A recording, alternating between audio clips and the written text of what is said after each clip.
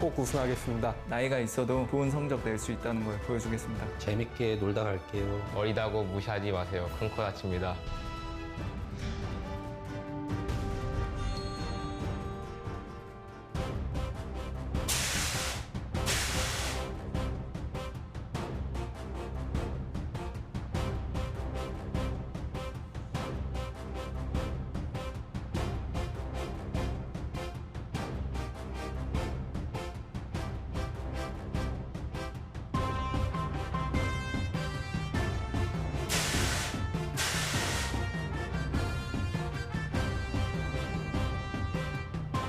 Welcome to 2017 Clash Royale Crown Championship Global Series Korea. My name is G Club, and here we have Simon again. This is day 6 already.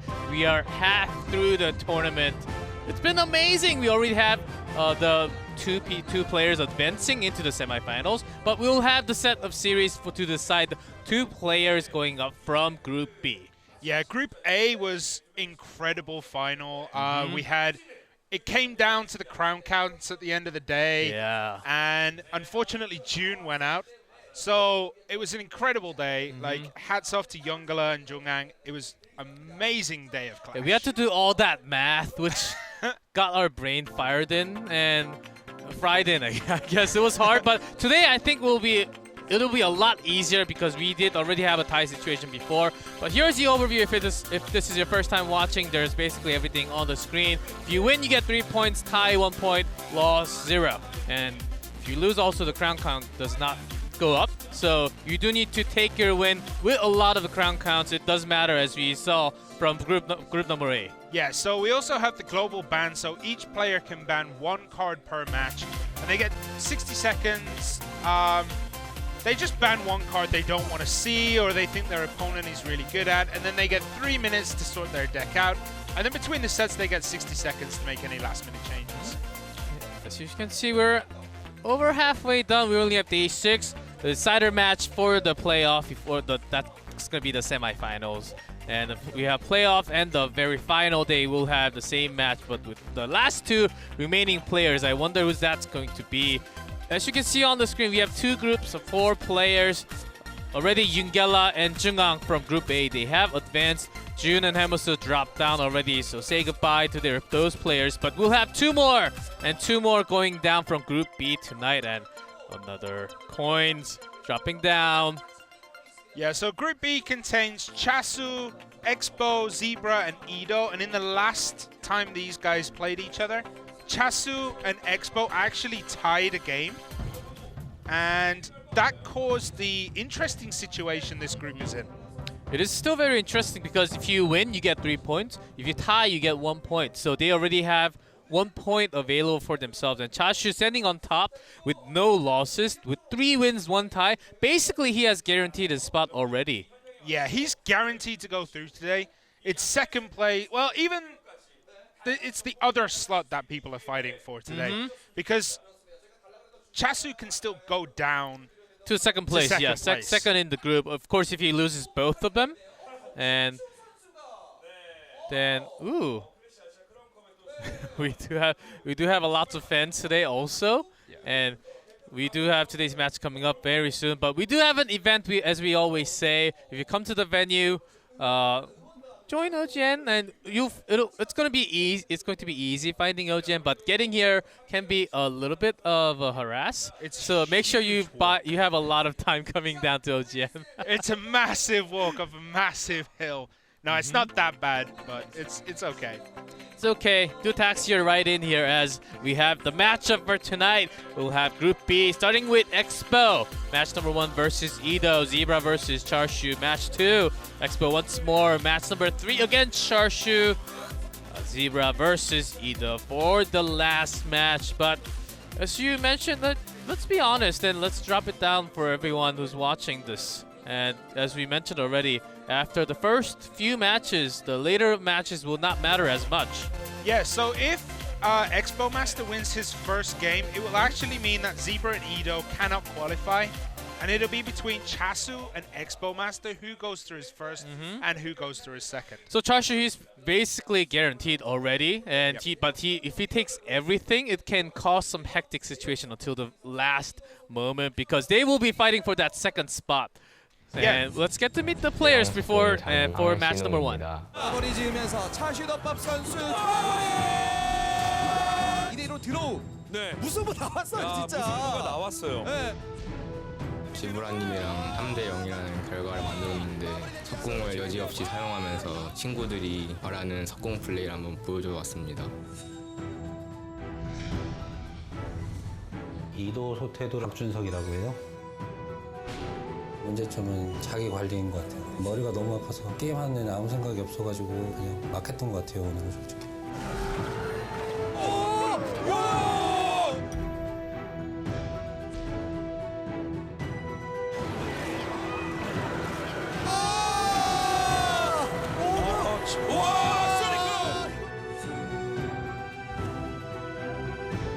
이도 세도님에는 꼭 3대 0으로 다시 복수해드리고 싶고 컨디션 조절만 하면은 해볼 만한 것 같아요. Alright, we have 2 players on the stage already as they have fought each other once before. And Ido took the series easy against Expo Master 0-3. And that was done, but in day number 4, did not know before we saw the interview, and Ido was very sick apparently. Yeah, he doesn't look sick now. He looks like he's doing quite well, but that day something did look wrong with him. Yeah, because the Korean casters were saying that I think they were saying that Ido and Charshu are likely to just advance from Group B, and because on day 4 he lost both of his series, it's going to affect a lot. He basically has to win everything with maximum crown to advance out of Group B here. Yeah, so Expo Master up on the screen. He beat Zebra twice, drew with Chasu, and lost to Ido. I don't know if we'll see a repeat of that today, though. Like, Expo last week was playing phenomenal. And also, the card that we have all been waiting for. Expo Master finally used his Expo. And it was great. It was great. The placement, the timing was incredible. And I also learned a lot as I play lots of Expo. Here comes Ido. He recorded with 1-1 on his day on Group B day 1, but after that he just lost too miserably. Lost actually 0-3 and 1-3 in day 4. So he had a tough time, but coming into, he still has a chance. He's not dropped out already. So I'm pretty sure he will do everything to make sure that he can advance into the semifinals. Yeah, and I think after Group A's finish, Ido and Zebra know they have to get as many crowns as possible. There is no chance right now if they just get 1 crown per game. Oh, here comes the bans. Okay, Expo will once again ban Elixir Collector, and Ido will actually ban Graveyard, which he was using a lot. Yeah, it's a very interesting choice because I think in the first game they played, Ido banned Expo. Maybe he saw it the other day and thought, it's not too bad, it's all right. But the Elixir Collector, I think it's just because Expo Master does like to play a slightly slower style. And the Elixir Collector, although it is a slower card, it does allow like a ramp. It allows you to ramp up very quickly. Expo was using lots of some Tesla, lots of Bandits though. I thought Bandit was a very good card to use against Expo Master because he was using Bandit so many times here. But we did see set up locker rooms for a second, but well, they will now have 3 entire minutes to change their deck. Seems like Ido's done already. He was like, I got this. Yeah, I don't think Ido would play too many Elixir Collectors. If I remember correctly, he was quite aggressive. Even without the Elixir Collectors, he was basically sometimes even waiting for that minute mark, or even without it, he was playing lots of Golem deck, just like Charshu. So this seems like a legit ban coming out from Expo Master, but still, he did play lots of other ones, just like Jun from Group A, who used a lot of different types of decks, even after winning. And lots of we do repeat this a lot of the time. Korean players, they tend to just stick with the deck until they lose. We already see some miners. A Lumberjack I mentioned before, Lumberjack is seeing quite a lot of play in the Korean scene. He has become quite popular recently, and I'm not sure what brought this on. It was probably a June video. Maybe it's a trend. It's becoming a trend in Korea. Lots of Lumberjack. Even the clone spell, I have to deal with lots of clone spells coming out with Lumberjack. Maybe it's starting to become a trend, even in ladder, even for competitive players here. Yeah, and honestly, I quite like seeing a lot of diversity with the cards. And seeing Lumberjack, seeing Ewiz, seeing basically every legendary getting at least some time here is a wonderful sight to see. Yeah, of course. And there's right now. Seems like Ido's already ready. Ooh, his fingers are even from all that practice. His fingers are even. You can see that on the screen, man. It's so much practice from Clash Royale. That's no. He's probably playing a guitar or something. Yeah, or an accident with like a vacuum cleaner or something like that. Like, I'm not sure how that would work, but there's surely something you can do there. His mom was saying, "Oh, go do some chores, do some vacuums." Like, Mom, I have to play Clash Royale. But the best thing about Clash Royale is you can vacuum with one hand and play the game at the same time. Yeah, but it's hard to play with one hand. Maybe he's using his nose to deploy the cards on the field or something like that. Like, you know, you need two hands for this. You have to steady the phone, and then you have to deploy incredibly carefully with the other hand. No, I only need one hand, and oftentimes I lose. That explains everything. Well, playing with two hands actually does not improve me too much. So, well, that is the best thing though. Playing with one hand, you know, that works. Like when I'm standing on the metro, oftentimes it works. And that's the thing I love about this game. You can just play anytime, anywhere, even when you're sitting on your toilet every time. Yes. Yeah, well, when I'm on the subway, I just bounce around and bump into people like, oh, sorry, mate, I have to put this card down. And I'm like bouncing around into old people and stuff like that. The 3 minutes are up, and oftentimes we do talk about random things, but with the bans though, with the graveyard, I think we're going to see lots of air cards coming out from Expo Master. What do you think? I could see that, yeah. I could also see him actually playing the Expo again, because I think he got a good response last time. And I think we are about ready to jump into game number 1 between Expo Master and Nido. Let's get into the arena.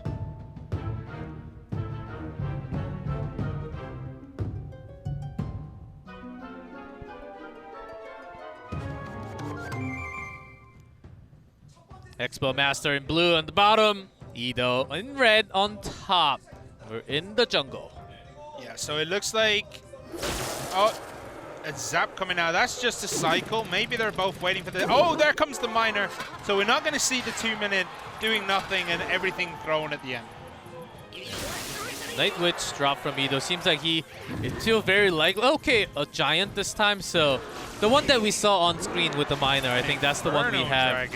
Inferno Dragon is a very nice choice here. Will definitely help him push forward if he has something to tank in And he got the targeting onto the giant from the beginning. And Bandit gets charged onto the Lumberjack. So this Lumberjack will actually not do too much. Yeah, the Rage also Inferno doesn't Tower fall in a good connecting place. to the tower. Inferno Dragon is doing so much damage. No, the minion horde there Still manages to take it out quite early. Still, that did so much damage if you leave that Inferno Dragon on any kind of structure. So it basically brings it down in 5-6 seconds. Yeah, it could have been worse though. We could have seen that do another 1,000 damage. That would have been deadly at this point in the game. Well, he knows that he has Inferno Dragon now, but Ido does have Minion and Minion Horde even to counter against all the air. So that's a good tool. Even the Zap can actually change the targeting, so it's also... Beautiful Mega Knight there, just making sure that that Night Witch pops. And a Zap to take out the bats. This is kind of a bad situation here for Ido. That Mega Knight is going to be able to connect to the tower. This could be over. Oh, he does bring Giant over, and the minions will do some damage. Just free damage as Giant just slowly walks away from the Mega Knight. Inferno Dragon there. That's obviously onto to take Minion out, though. For yeah, now. But now it's going to connect with the Dragon. With the Ewiz slowing the Giant down, that's not going to do much damage, but he gets 2 hits. That tower is incredibly low. Yeah, plus the poison damage, and it seems like they want to change this again to the other side now. The miner is coming in, does not hit the poison. Is it gonna be able to take down the tower? Both miners are doing work on the towers. Okay, they will basically Ito's take care of tower Oh, actually goes down. down. Let's see how Expo wants to approach this. Does have 246. He does have a lot of elixir to work with. Drops that bandit and the bats. Now, bandit is a great choice here if it can actually connect, which it doesn't. The lumberjack actually canceled all that charge. Does need to drop the poison spell along. Maybe they will just take care of it. He does not have zap too, so There can we always go. take it out. It'll be a trade. So now the choice is, do we go down the right, left side, or do we go for the king tower? This is a big choice here. Let's see the poison. Basically, the Infernal Dragon will deal with it. Let's see how much damage it's done to the tower. Down to 1792 already. About 800 damage, but this is a deadly push coming on the other side here for Expo Master. Expo did take some damage. The tower is basically untouched, but the bandit actually got a charge, a single charge. Before being pushed out of the way by that Night Witch. Great positioning on that. Electro Wizard dropped for safety. Also, the Mega Knight is now pushing in. See how they want to defend this. Giant will buy time. Does that poison spell already? Inferno Dragon down again, but the Electro Wizard there with the zap. Nice zap. Making sure that all the minions go down. This Inferno Dragon is going to connect, and it's almost at full HP. The miner, the poison is there, but it's off the miner. It doesn't. It's That's actually it. doing the It's gonna damage be onto. Nice! Wow. The Inferno Dragon taking absolutely no damage on the way to that tower sealed that for Expo Master. Expo was actually losing it at the 3-minute mark. It was close that he got the tower down at the last second. But also that last poison, even with the poison, I don't think it was enough defense for Ito to actually defend against all that troop coming up. But even the poison was kind of misplaced, did not hit the miner at all. It was only hitting the unit coming from the behind, Electro Wizard, I think. Yeah. Infernal Dragon, of course, connecting to the tower directly. That was a big deal. Also, the Bandit being placed there to get that charge damage off on the tower. Ito just had nothing to defend that push. After he put everything in the attack gets countered, and he doesn't seem to have anything to respond with. See, that's the thing. Expo Master uses the Bandit so effectively every single time. I thought we were going to see lots of Bandit bans. After watching many games coming out from Expo Master, he basically had Bandit in 80-90% of his decks. I was expecting it, but seems like Graveyard is not working for Ito at the moment. I think we didn't see many Bandit games in his last set of games, I think. And that was because Bandit got changed, and it was a bit weird to get used to the new 6-tile dash range. So, like, maybe he just took it out of his decks just while he got used to the new range on that dash. Oh, let's see. And it's of course pretty hard, but with some tries, and if you get used to the Bandit, does get the charge. And he did use Lumberjack oftentimes to defend against the Bandit, but once Lumberjack was used to defend and not really just rage dropping on the ground for nothing, I think that costed him big. Also having Minion and Minion Horde, letting the Bandit just free charge without any ground units. And we're already ready. The time is up. They got their minute, but we are ready for game 2. Let's see if Ito comes back in the series. Expo Master leading 1-0. Let's get into game number 2.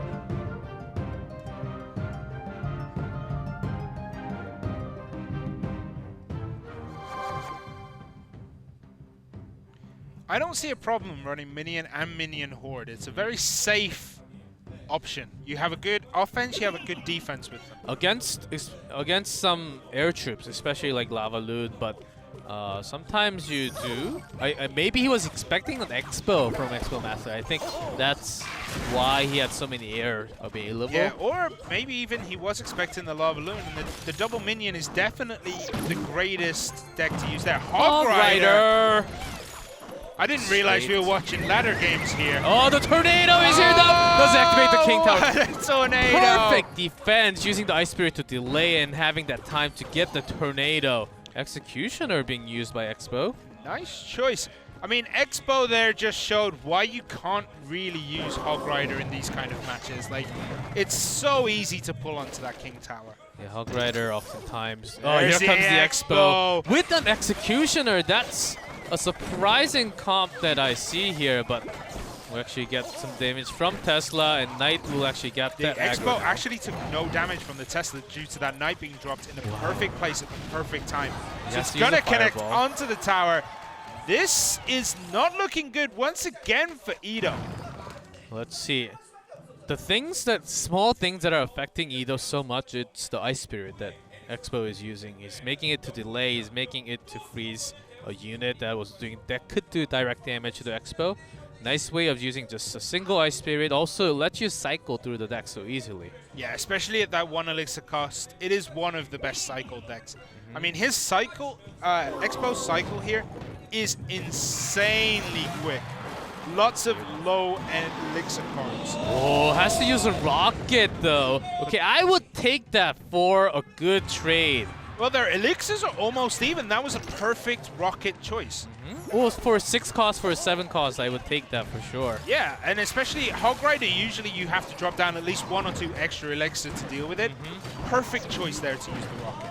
He did reveal his spell card there, and Hog Rider can actually be kind of cancelled by the Expo. The Expo will do no damage to the towers, but still, if you let your... And he drops another one, and this is going to connect. And he's not placing in the middle because he wants the Hog Rider to be in the lane to get the maximum damage that's going to come from his own unit. This log used by...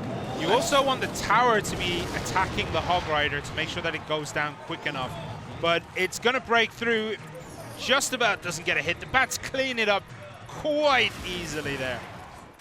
Nice Spirit doesn't connect. Seems like he wants to switch on to a defensive mode as he still had the favor, but Ido was holding into his elixir for such a long time. He did want to switch into defensive mode. Yeah, we saw this a lot last time. He does switch between the offensive and the defensive on the drop of a hat. He won't mess around and keep trying and pushing that Expo to deal tower damage. He happily uses it for defense. He did drop down the Executioner now, and Ido pushing in with the Ice Golem. Here comes Hog Rider once more, but the perfect log. Good night. Good tornado. That's the end of that push. We're going to see an Expo drop down here, probably in an offensive location, I would hope. Because he has such an advantage. Oh, he goes to the defensive Expo again.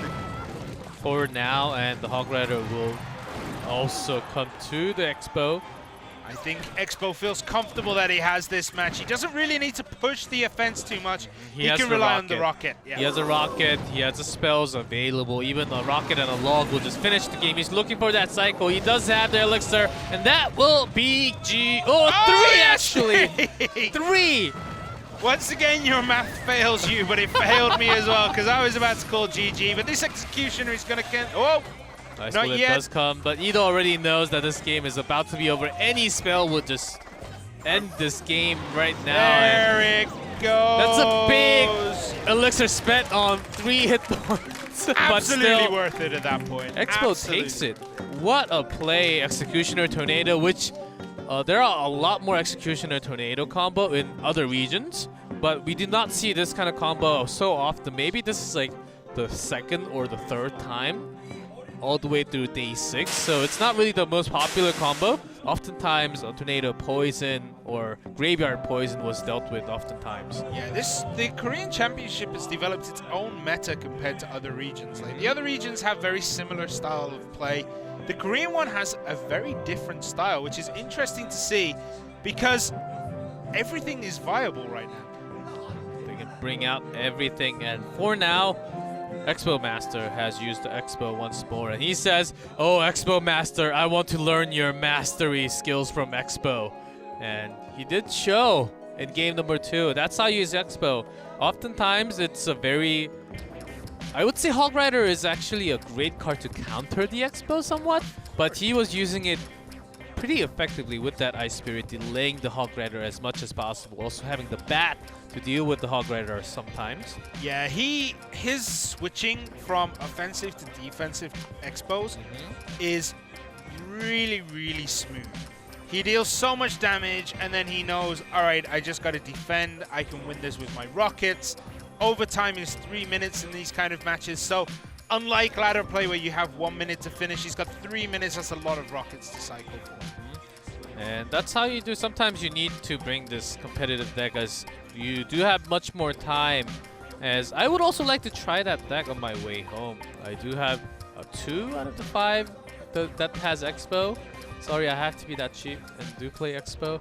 But I like Expos, and they have a minute. Seems like the players are already ready. The minute was not even enough for Ido. This could be a comeback. Expo Master can. One more game will just take the series for himself, but Ido still has a chance to come back in the series with a reverse sweep. But let's get into game number 3.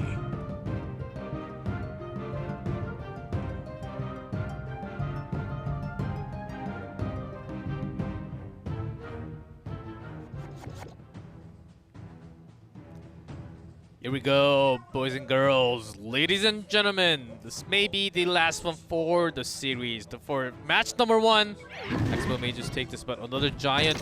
Seems like he wants to bait this one out, but this Expo will do straight damage. Okay, Lumberjack drop. This is the same deck as the first game. Lumberjack going to work on that Expo. It is going to drop perfect there for those minions, and they're going to deal quite a lot of damage to this tower. Do. You think they're small, you think they don't do damage, but with a rage spell, they did 1,000 damage just now. That's insanely good for What is Ido Expo here. holding right now? Okay, he dropped the Executioner for the defense, but He will have a log, a rocket, and I can't remember the other card. Maybe the bandit. oh my, the power from Ido with that rage spell was incredible. Expo did not do a thing. Did not even get a single damage onto either turrets. Yeah, both his towers now are about half HP. Like, Ido is playing for his survival in this tournament. Like, if he wins this whole series now, he will have a chance of qualifying. If Expo loses, if Expo wins, it is over for Ido. Oh my, and but Zebra. this is a great push, and this may actually get the tower down straight. So, there you go.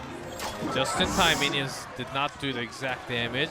Okay, now I would say, I wouldn't say Ido's off. I would say it's actually about even. Of course, a lot better for Expo because he has the tower down. Ido still has a good room to work on. Yeah, there's so much damage done to both these towers, where even though a tower is down, Ido can turn the switch, deal damage to both these towers, and finish the game. I thought he had the zap available, so he could actually change the target to giant. But Expo actually takes down both almost. The Executioner, they're doing work. I guess the last 2 cards are Rocket and Tornado. Let's see, I'm guessing one of the attack ones has to come in. So here's a Miner, the same deck from game number 1. But he doesn't care about the right one. He can just leave that and take it down. But Minion Horde doing so much damage. The Expo connects to the tower. He needs to zap it as soon as possible. There we go. That was a good timing on that zap. Could have been a little bit earlier if he had the card in his hand. But this is dangerous coming out from Expo Master. Another Expo drop.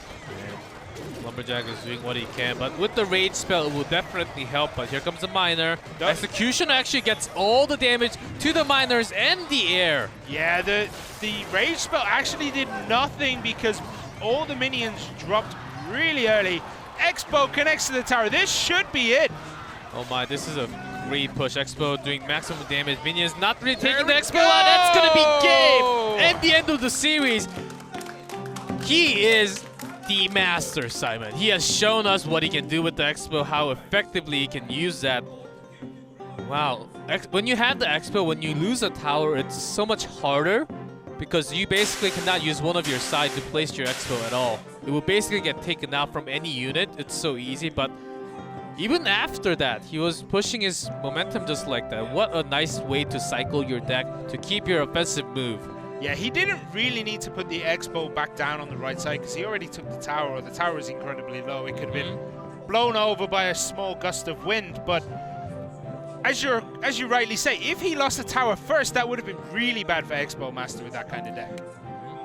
But it was kind of a little bit surprising from actually Ido to split his attacks onto both sides. When there's an Expo onto the other side, it's always better to take one.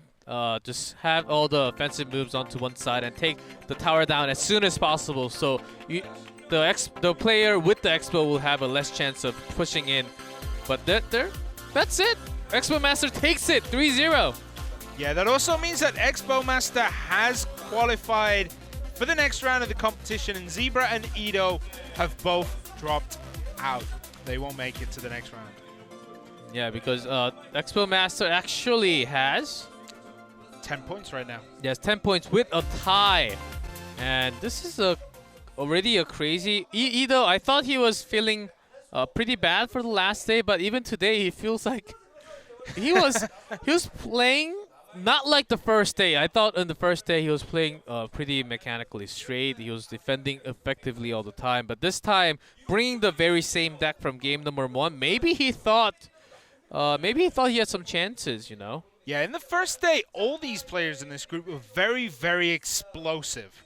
They came out, they showed everyone what they could do. Day 2 for this group, it was a little bit slower, and today, those games, like, Edo did not look like he had a chance against Expo Master, even though Edo won the first time these two played. Well, that's a good revenge, and it seems like we are going to jump into the replay very soon. Let's take a look. It's with the Lumberjack and the Mega Knight from Expo, so I'm guessing this is game number 1. Yep. Game number 1 was the only one that featured the Mega Knight here and the Inferno Dragon. And this was... the Inferno Dragon did way too much damage. But you'd have thought with minions and minion horde that he would have been able to take down those Inferno Dragons much, much quicker. Look, and this was a game he basically did not use the rage spell with anything. See, rage on the ground does not really connect with anything. I guess minion horde for a little bit, which didn't matter too much. Yeah, especially with the E-Wiz to clean it up. They did do quite a bit of damage because they got to that tower really, really quickly. But the miners come in, they do some damage. Even with the Night Witch there, it's going to scratch away at that tower, bringing it down. Like, this whole play is a very slow, methodical, I'm going to keep chipping away until you crack. Notice the positioning of Bandit uses from Expo Master. Not all the time, but he knows the exact range 4 to 6, and he can always drop that down as an offensive tool actually. So he goes straight to the tower, not to the tower, to the Lumberjack, and then does do damage later on when he's attacking to the left one for sure. Yeah, he waits until Edo's units have pushed just out of range to drop that miner on the back. Like, almost inch-perfect timing to make sure that that miner can connect fully. Miner with, I believe Zap takes it out, yes. And then, so Lumberjack with the rage just dropped on the ground, didn't really connect with any other units again. Yeah, I think Here's a big push, and the Bandit goes in, charges into the tower, and that's the beginning of his start here. yeah, the rage there was actually useful for the defense because he had the minions out, which easily took out, I think it was the dragon or something like that. And that really helped him out. But apart from that, the rage spell never did anything. And Here, the here's poison big push. is way too low for all the units. And see, the Bandit also got a charge onto the King Tower for a second. That Bandit does so much damage. She's small, but she's quick. She does damage. She has a charge. And during her charge, she actually takes no damage. Yeah, but I mean, the biggest problem with the Bandit is if you drop something just in front of her, she will just walk over there, take so much damage as she's trying to get into range. Yeah, what a win from Expo Master. That was match number 1. And we do have 3 more matches coming up, so stay tuned and hold on tight, guys.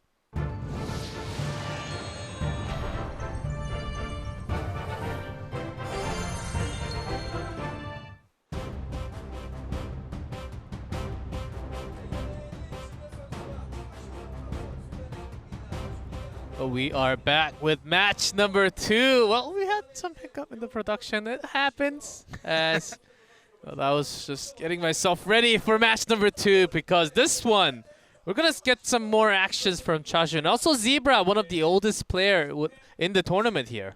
Yeah, Chasu dominated this group pretty much. Like, he hasn't lost the game. He beat everybody except for Expo Master where they tied.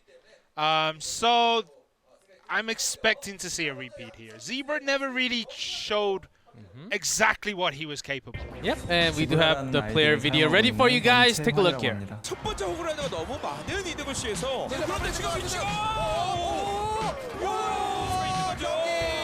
마무리됩니다. 지브라 선수 힘들고 힘들었었던 처음으로 웃게 되는 그런 상황이군요.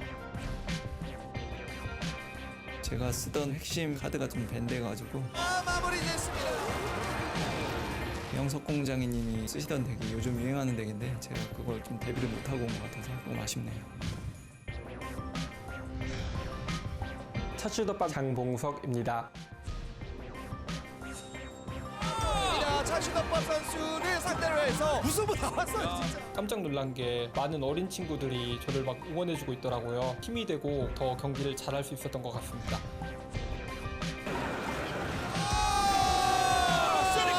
이건 너무 운이 좀 좋게 작용해서 쉽게 이기는 것 같아요.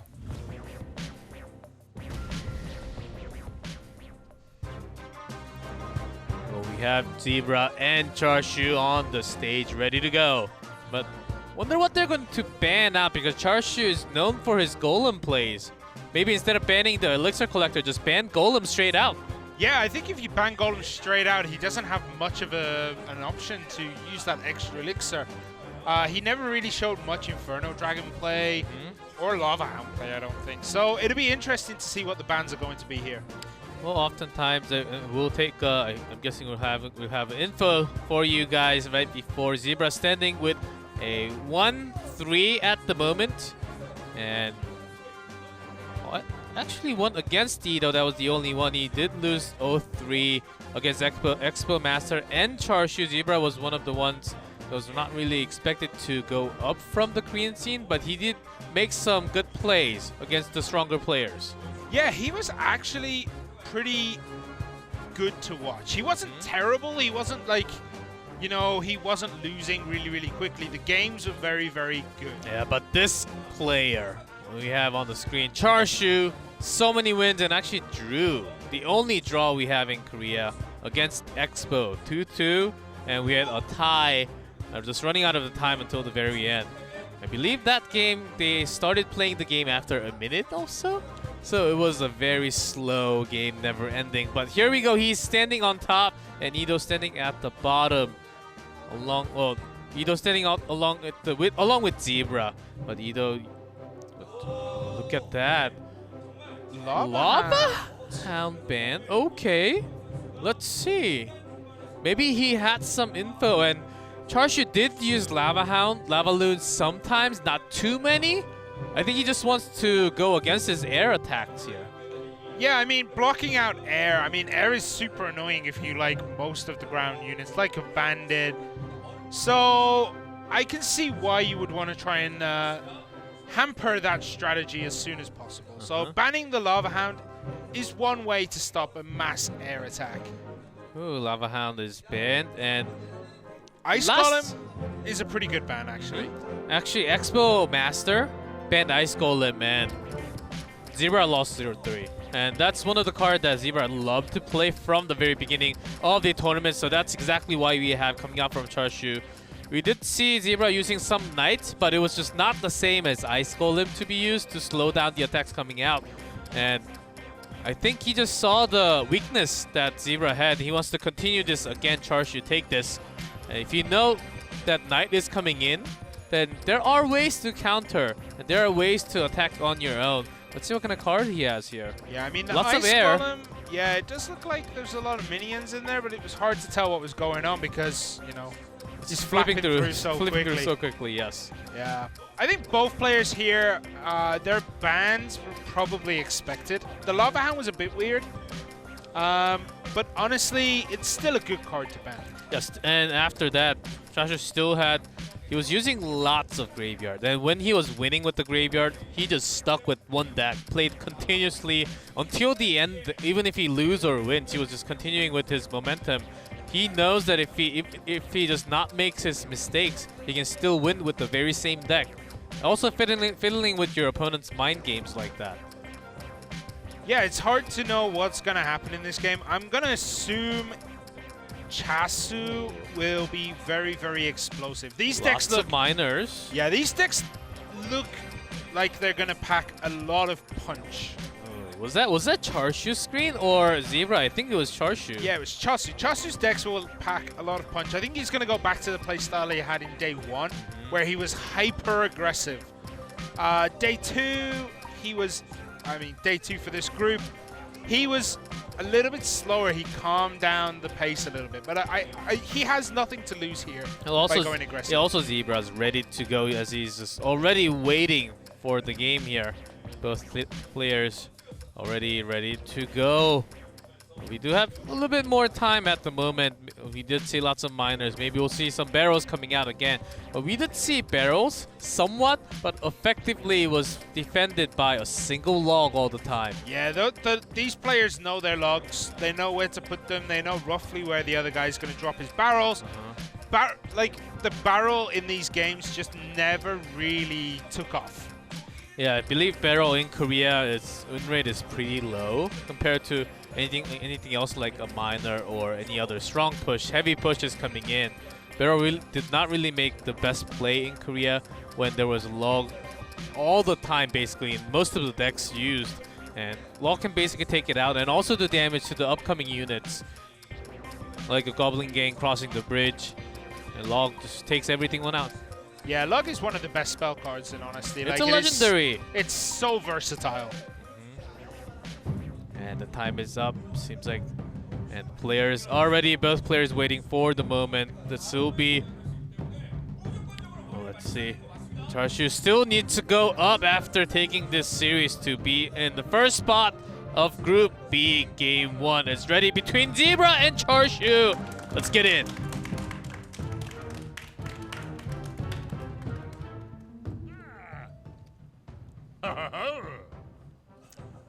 Thumbs up from both players. Zebra in blue at the bottom, Charshu in red on top. I actually thought we missed something there, and like as this title screen was coming up, they were playing units into each other. Aha, no. We did not heard anything like a Hog Rider. So it's alright, bat, and just Goblin to cycle through. Ice Spirit will be dropped.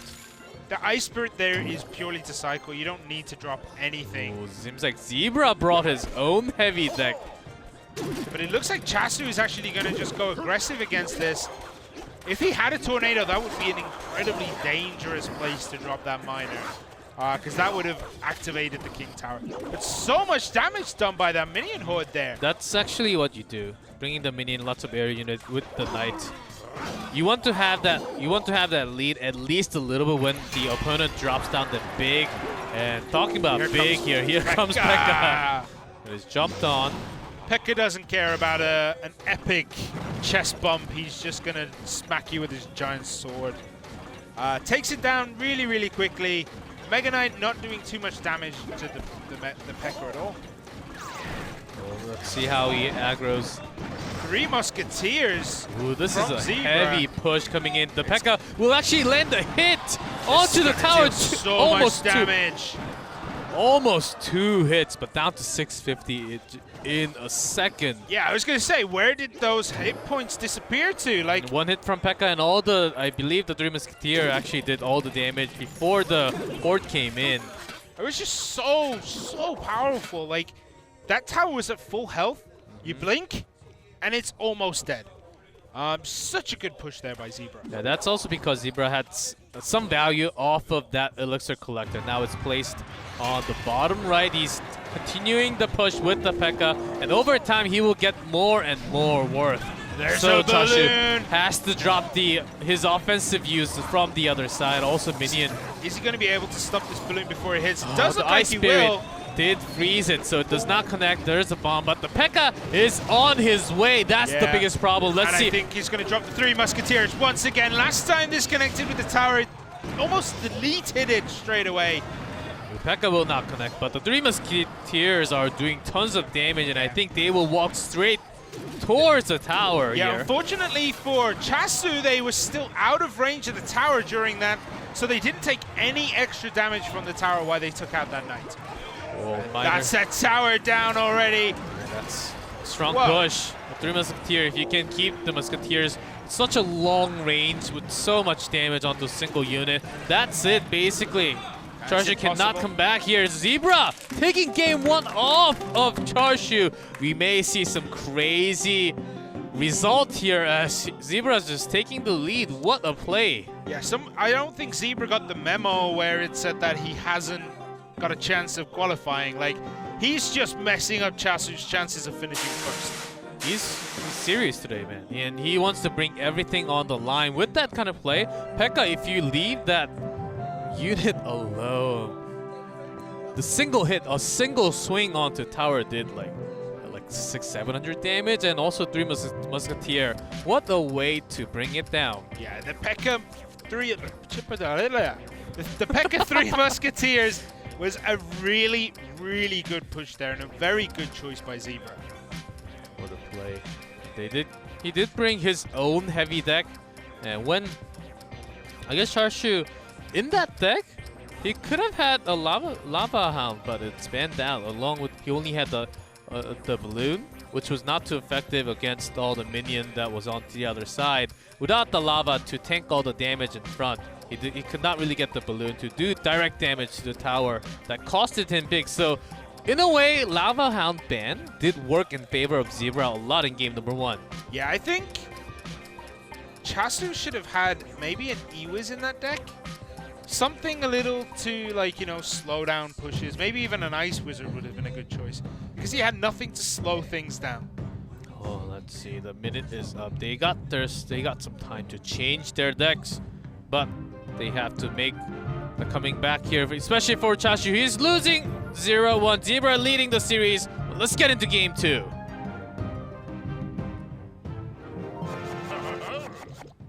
Alright, so once again we have Zebra in the blue, Chasu on top in the red. Both players waiting for that magic 10 elixir point mark. As they were losing it, I was also losing my mind going into game 2. This game can go anywhere. Goblin Gang and Goblins, Night Witch coming out. We're seeing a lot more Night Witch now compared to the first week. Yeah, in the first week, we didn't see it at all. without the golems to push with. Night Witch is a pretty good defensive tool also. Nice Tesla there by Chasu. Realizing that the Tesla is now an incredible structure. It is such a good card. We see a lot more Tesla after the balance patch that just came in a week ago. Miner connects onto the Giant instead of the tower. That's kind of a big deal. He didn't get any scratches onto the tower at all. Let's see how he's going to defend this one with the Tesla also getting the aggro. The Knight comes in, the gang is dropped, but I wonder how Zebra will. I don't think Night Witch is the answer here. Night Witch maybe does not have anything like a log here. Yeah, Night Witch really didn't feel like an answer there, but it worked out in the end. He does have a little bit of a push, but that Night Witch took way too much damage. Bring the Miner, and the moment the Miner comes out from the ground, he finds the bats in the air. Bats are a pretty good defensive tool. I mean, against all the miners or the barrels, even a graveyard. I mean, but does get taken out by a single zap. Yeah, I was going to say the biggest problem with the bats is that they are incredibly light, and they will die to pretty much anything that comes out as long as it hits air units. So, I mean, it's a great defensive card as long as your opponent doesn't have the zap ready. We may actually go into a long game here as we see both miners played so many times but well dealt with, as they do have a similar one, Night Witch, and the Tesla is a big changing tool here. Yeah, I do wonder what Zebra's last 2 cards are going to be, because he's been it's holding them for a while. Oh, it's actually Poison. That was Chasu's last card. Chasu's last card is Poison. Zebra Minion Horde. But this air push is big massive, and also Miner went to the backside of the tower. The Tesla tower actually tanking some damage and also damaging all the troops coming in, but the Miner was free damaging the tower all this time. Yeah, that was a big Miner there from Zebra. And Zebra is bringing his A game today. This is a push that, if it connects to the tower, will probably finish it off. The Miner dealing so much damage onto that tower, it looks like it's going to go down. Enough, golem hitting 1. Ice Spirit, nice delay there. Nicely delayed by Charshu at the last moment. We're going to extra time here. Yeah, Chasu just hasn't managed to connect much onto either tower right now. And that Miner and Fireball seals the deal. Zebra takes game number 2. I gotta say, I wasn't expecting Zebra to play quite as strong today. Well, it seems like Charshu's not having his day for now. It is 2-0. Zebra leading the series. What a day we have here. Zap Minion, Giant Miner, and also Fireball to finish. I thought he had the rocket available at the end just to do minimum damage and just take down the tower below 500 hit points. But even the Fireball is enough with an extra Miner like that. Yeah, I think the Fireball is a little bit more versatile than the Rocket. It's a good card. You don't feel guilty for putting it down on defense. Like with the Rocket, when you use it to defend, you're kind of like, that was a lot of elixir I just used there. But with a Fireball, you're like, I still have 6 elixir left. It's an okay card to throw down on the defense. Yep, that's all he needed to win, and he was holding that for such a long time too. The defense was pretty good for Shashu. He had the Tesla Tower available, but most of the time, because he was spending that much elixir, he was defending the entire time. He could not really do any damage with his own miner oftentimes. I think that was the problem, and also Zebra placed a knight, I believe a knight for the defense all? Yeah, for that, no, giant actually. He used the giant to defend and also make that into his own push. So that was a big changing tool. Yeah, it seemed like you could, in that deck, replace Giant with a Golem, and it would work very much the same way. You're throwing that Giant in there just to tank hits while other smaller units are behind it. What do you think Chasu can do here to come back in this game? Oh, let's see. I think we are about to see some graveyard deck. Let's see if we're going to continue to see the miners, but game 3 is ready between these two players. Zebra versus Charshu may be the last game of the series. Let's go in.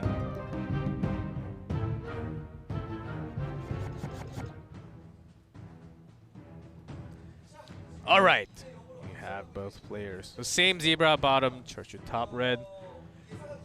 Do you think we'll see some graveyard deck coming out? I don't think we will. Yay. Neither player has really shown any interest in that card today. Okay, Princess. Princess could mean we get to see the graveyard. Princess Graveyard is pretty good because you can defend really well. You can defend your push very, very well with the Princess.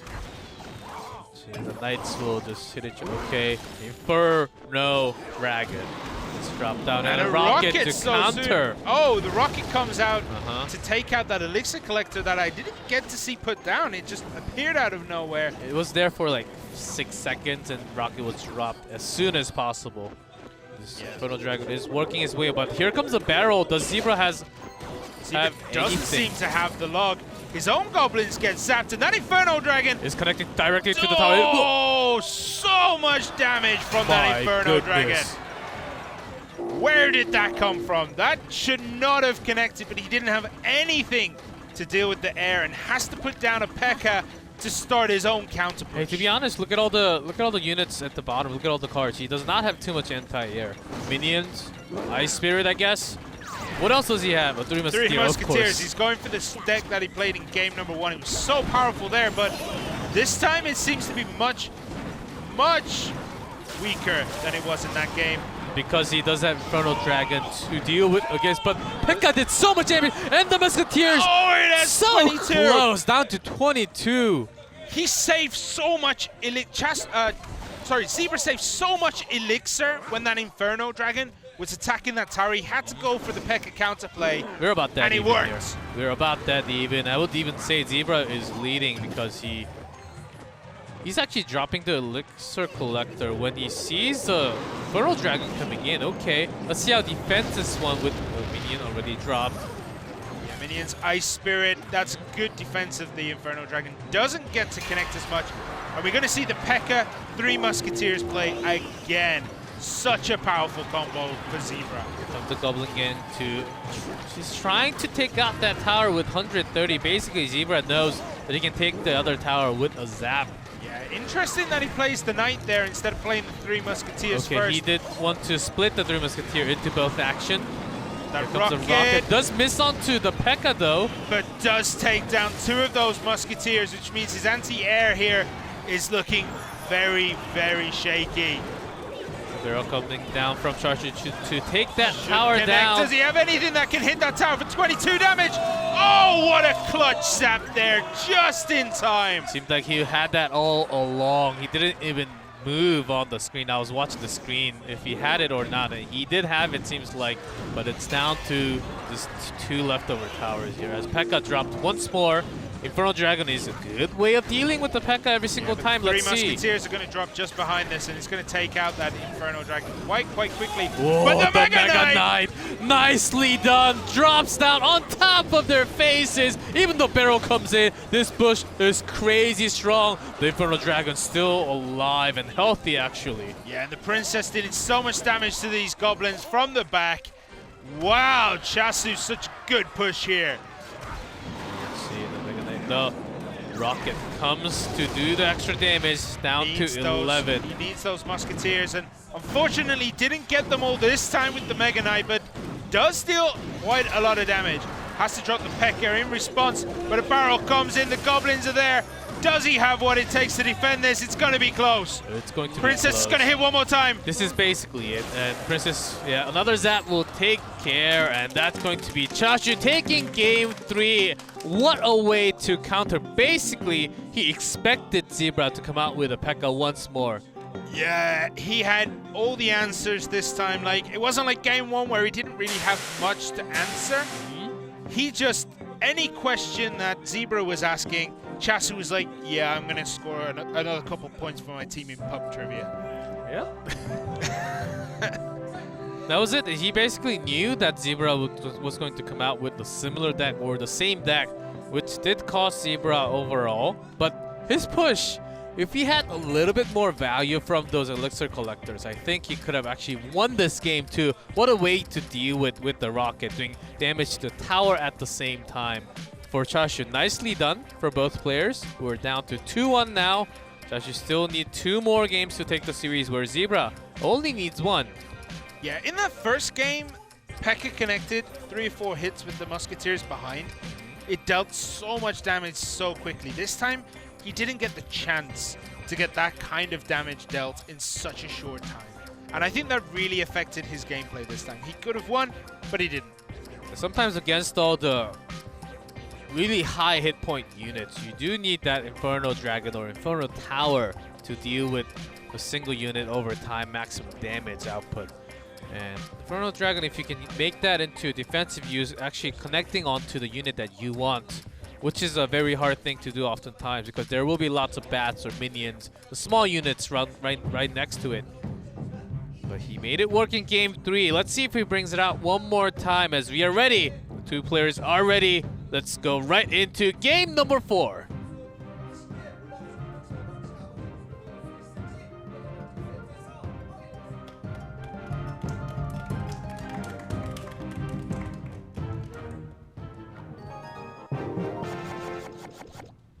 Okay, so once again, Zebra does have match points, but Chasu definitely doesn't feel like conceding at this game. But of course you should not. There's the gang. It's being tested right now. Okay, Ice Wizard. This is a completely different deck here for Zebra. And it looks like Chasu might have put the same deck from the last game. Let's see if Zebra has a tornado or a poison, depending on the spells. Okay, a poison to deal with. Maybe a graveyard also. Let's see. I think if he'd have had the graveyard, he would have played the graveyard and the poison on top of each other, just to get maximum value from both of those. But the Infernal Dragon coming in, and Mega Minion is the answer here. Seems like Chashu's gonna keep his same deck from game number 3. There's a tornado. Activates the King Tower there. Zebra has just boosted his defense by about 50%. Will be so much tougher now with the King Tower activated like that. What else does he have? He had the Mega Knight available, so he does have some body to deal with if he wants to make a strong push. Yeah, the last 2 cards I'm going to guess are Graveyard. You were right, Graveyard is in the deck. Is he going to drop the poison at the same time Actually to make sure throws it a hits? barrel to counter in a way, but the King Tower is activated, cannot really get the full value from the barrel. Yeah, the Princess did some defense there, but the Mega Minion is going to push forward. Does he have anything that can really take out this Infernal Dragon quite quickly? Well, with a single wizard, along with your tower shot, it's enough to take down the Infernal Dragon, and you win. You can still keep your Ice Wizard, Ice Wizard alive, so that's a good way to defense and also offensively with your spells like that. He does have Graveyard. Another Inferno Dragon does drop down. This time Cannon Card. We have seen Cannon Card being used as the answer to Mega Knight. I guess he's expecting that to come down this time, but we haven't seen it yet. Cannon Card drops in a great defensive location there, And actually. also Inferno Dragon connects onto the Cannon Card too. And another Inferno Dragon comes out. This time the Ice Wizard is going to drop as it is in tower range. Graveyard. There's the Mega Knight that we weren't expecting, but the Zebra knows the answer. He's going to drop that Cannon Card as soon as possible. But this barrel, nice way of dealing with the defense. But because of this, never mind. I thought the Mega Knight was going to connect directly to the towers, but also having that Cannon Card. Nicely done for the defensive use. Yeah, the shield also survived past the Mega Knight, managing to take out that Knight with next to no damage taken. And he will make that into his favor with the Graveyard now. Yeah, he does need to defend this Inferno Dragon, because if that does connect onto that tower, it'll be game over before the Graveyard could manage to deal enough damage. Graveyard actually did a lot of damage back there. Barrels comes in. We know he doesn't have the log for defense, so has to drop the Goblins, but the Princess from the back, making sure to try and clean that up as quickly as possible. Let's see, the Mega Knight is jumping around, doing no damage directly to the tower. That's the problem for Charshu right now, as his barrels are doing some damage, but not as much as Zebra's Graveyard. Yeah, well, that's because the King Tower got activated, and the King Tower is defending so well with the rockets coming in. I believe Charshu thought it was enough with the barrel, with the rocket. Maybe that's enough damage. Maybe the Goblins will do the job, but a tornado. That made the difference even before his own tower was destroyed right before. We were at overtime too. And now what a way of attacking from Zebra. He will actually take the series with a 3-1 against Charshu, against the first place in Group B. Yeah, now what this does is it happens to throw who finishes first completely onto the next match. Well, let's see. That was some great use of poison. Also, I was expecting some Graveyard along with poison. After watching Tornado, maybe not, but after watching Ice Wizard, I thought there will be some poisons, some spells, but did not expect a Cannon Card. I think that really made the difference here in game number 4. Yeah, it definitely helped save him, because that Mega Knight never managed to connect to the tower because the Cannon Cart was always there in front of it. We will have the result on the screen as Zebra takes this one. As if he played like this from the beginning, I mean, I think he could have better chances of going into the semifinal, but he is already off that chance. Charshu dropping here, surprising. That actually makes match number 3 so much more exciting, because we will have the top 2 going against each other. Expo Master versus Charshu. That's coming right up in match number 3. Of course, we do have to watch the replay of match 2.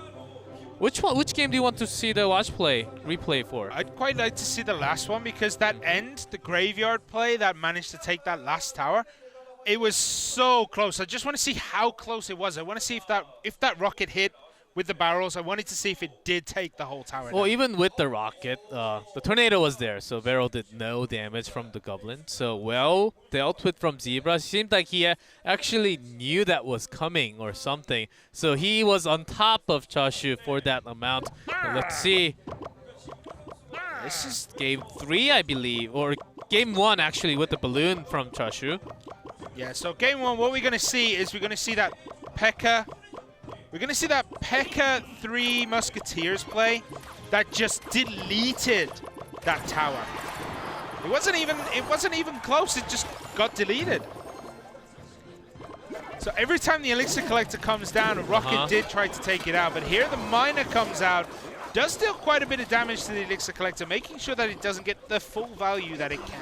So does he have the... I don't think he had the rocket available in game 1, and that's why the Elixir Collector is getting full value from the beginning. The Miner made it so that it didn't get full value, but it did get good value, and that's all that matters. Compared to game 3, where... And here it goes. Here is the deletion. 1, 2, and that's it. It's deleted. But down to 650 from that one attack. That was insane. The damage there was just in a blink of an eye. It just went 1, 2, done. See, after the minor, basically that Elixir Collector is getting so much more value. Yeah, it's because he doesn't really want to use the miner anymore to hit those elixir collectors. And also we did mention he can only use the balloon because the lava is banned from this match. But what a way to use your ban card like this and bringing it into the strategy, into the game, to know what your opponent will likely to play. I think Zebra really did his homework for tonight. Yeah, the Three Musketeers play here was absolutely brilliant. It was always placed where it would deal the most damage. Even if minions come out above them, they would take care of the minions and then hit the tower for as much damage as humanly possible. Yeah, what a nice way to use your ban card. Also, knowing your weakness and go. I think he was expecting an Ice Golem to come up because he lost terribly against Expo Master, but turning that around, that's your strength. And also showing that on stage, Zebra, even though he's not advancing, he did show some great plays for match number 2. But we do have a match number 3 coming up very soon after the commercial. So guys, stay together in this channel and we'll be back with match number 3 very soon.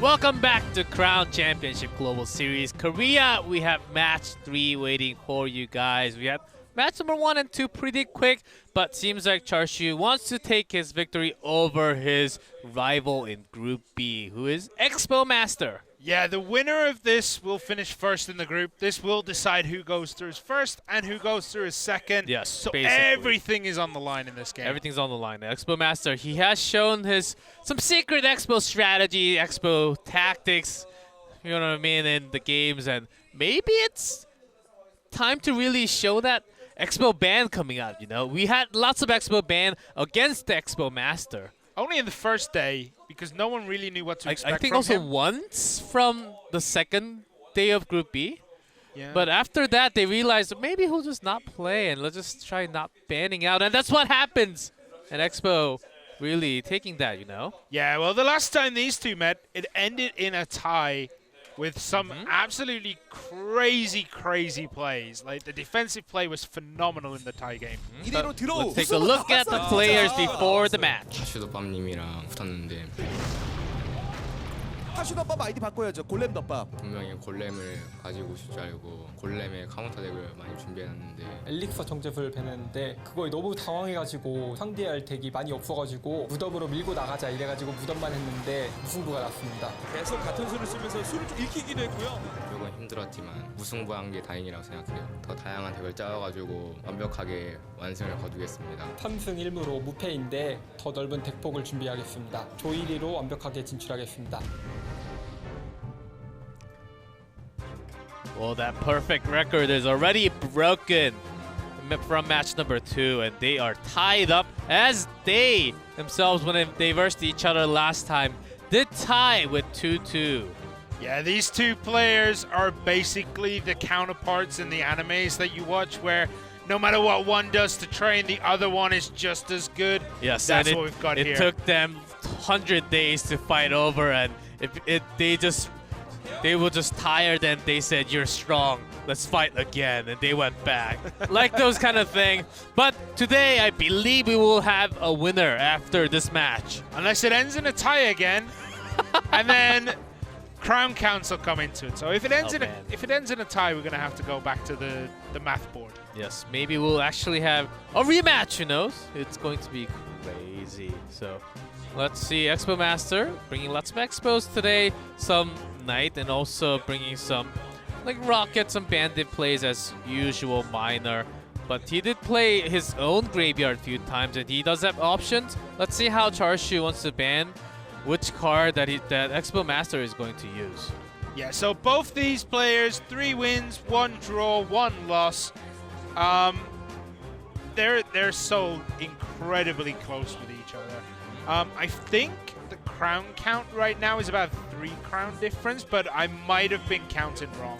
Well, let's see. Here comes the Clash Royale Junior once more, as we do not have a Junior on next to him, but they are on top. They're still playing the game. They are ready, and I believe we're about to see the band cards coming out. I'm expecting a similar one, maybe just another Elixir Collector band coming out from Expo Master, which he has been doing.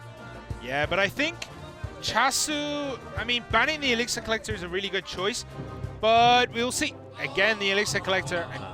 But this time, a Mega Knight instead of Expo, so Expo is open. Maybe Charshu will bring his own Expo plays here. It could definitely happen. The Elixir Collector is a good choice. It does kind of block out that Golem play that Chasu was definitely known for. The Mega Knight ban, have we seen much Expo using it? Like, Expo is much better with his bandits and his Expos, We did right? see a few, and also Expo Master used a lot of bandits, a few even P.E.K.K.A.s. Well, so that came out. Ooh, we see some zooms coming out from the screen, but that's okay. As Charshu is looking for that ban. I wonder what kind of decks he has brought to this game. I'm pretty sure he wants to continue that heavy push, as that seems like his style right now. Yeah, so this game, the Lava Hound Balloon is definitely open, but with the Elixir Collector getting banned, it does kind of make it a little bit harder to play, because you're not getting as much Elixir back as you would with that Elixir Collector. As we can see here, like, Chasu seems to be ready. He has his decks ready. Oh man, he's just waiting right now, as he also played in the previous match. Seems like he's already ready. Mega Knight ban, maybe a little bit surprising in term for Expo Master, I would say. Charshu actually did bring lots of lighter decks to play today. Maybe he doesn't even have to worry about possible golems coming out. But this is a crazy one, as they tied each other last time. Let's see what kind of decks the Expo Master will bring. Seems like he did use some Mega Knight, but not just the Mega Knight. He used lots of Knight to counter in. I was expecting something else too, but it is a ban, and we won't be seeing Mega Knight in this game. But gladly, so far, we had no cards being no banned cards being played in the game. Yeah, I think all players are being incredibly careful. They don't want to forfeit a game while they're on stage, right?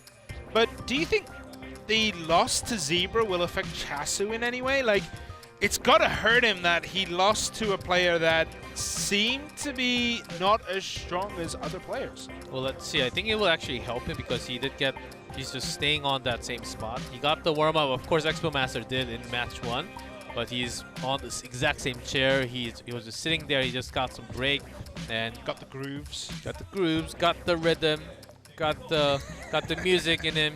You took the grooves the completely opposite way to what I thought I was saying. He is implanted onto that chair. Let's see, as we have some barbarians in barbarian scratches on his face there too, but we are ready. Game number 1 waiting as Charshu is praying at the moment for a win to advance with a first place from Group B. Let's get into the first game of match number 3.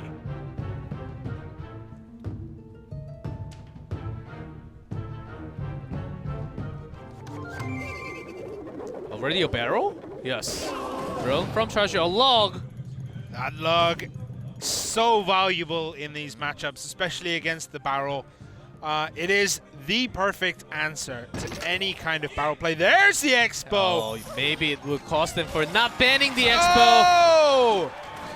It connects straight away. The Ice Golem was a little bit too slow. Executioner. Seems like this is the deck that he brought with the Tornado last time. Yeah, fantastic start here for Expo Master, getting about 600 damage onto that tower. The Princess is going to chip away at the Executioner, but he doesn't really carry the tickles from the Princess. Miner now and connecting Bats. Okay, does have the Tornado. Just throwing that back, minimizing the damage that could have taken. Also having the aggro from the Princess, getting no damage onto the tower. Ooh, bit of emote spam there by Expo Master. I wonder if that was just a misplace or if he actually intended to do that. Here comes another Expo and Ice Golem to take all the damage instead of the tower this time. Well played from Charshu, playing that before the minion horde. Yeah, so this time Chasu kind of learned from his mistake in the last game. He had to play that Ice Gun a little bit quicker than he did before. Here's the miner and the gold. Actually, oh, what a perfect log! He actually Kind of threw the knew. barrel all the way to the end, predicting the log to come in right near the tower, but nicely dealt with a single log like that. Yeah, Chasu's shaking his head like, how did he know I was gonna send it there? Like, it was sent really far back so that it didn't get logged, and Expo Master was just like, yeah, you can throw logs there, I don't mind. And Expo Master, as soon as he realizes that, okay, this game's probably gonna go for a longer time, I should just drop a rocket here and then try to get some cycles in. Yeah, but the problem is that Princess managed to do quite a bit of damage to the tower. It's gonna activate the King Tower for the defense. That is big, but is it too late? Well, I think it's about even, as we have another set of attack coming out from Charshu.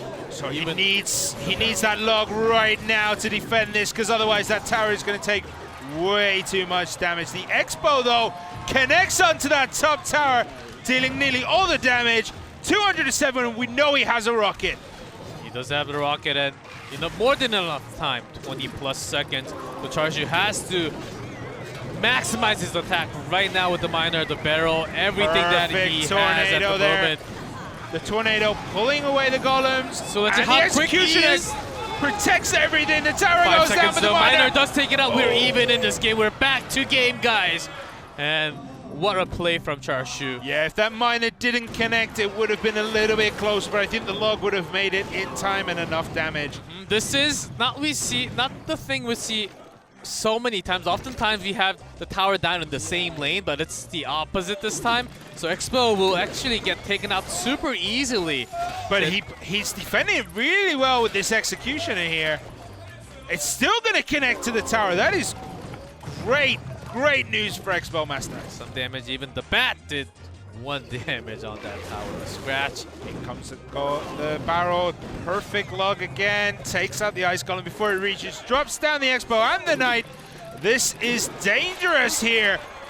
That Expo connects straight away onto that tower. Doing some damage, but the minion horde. Lots of air units. Executioner taking some out, not everything, and the barrel comes in. Now the attack is for Charshu. Yeah, but the log every straight single time. away.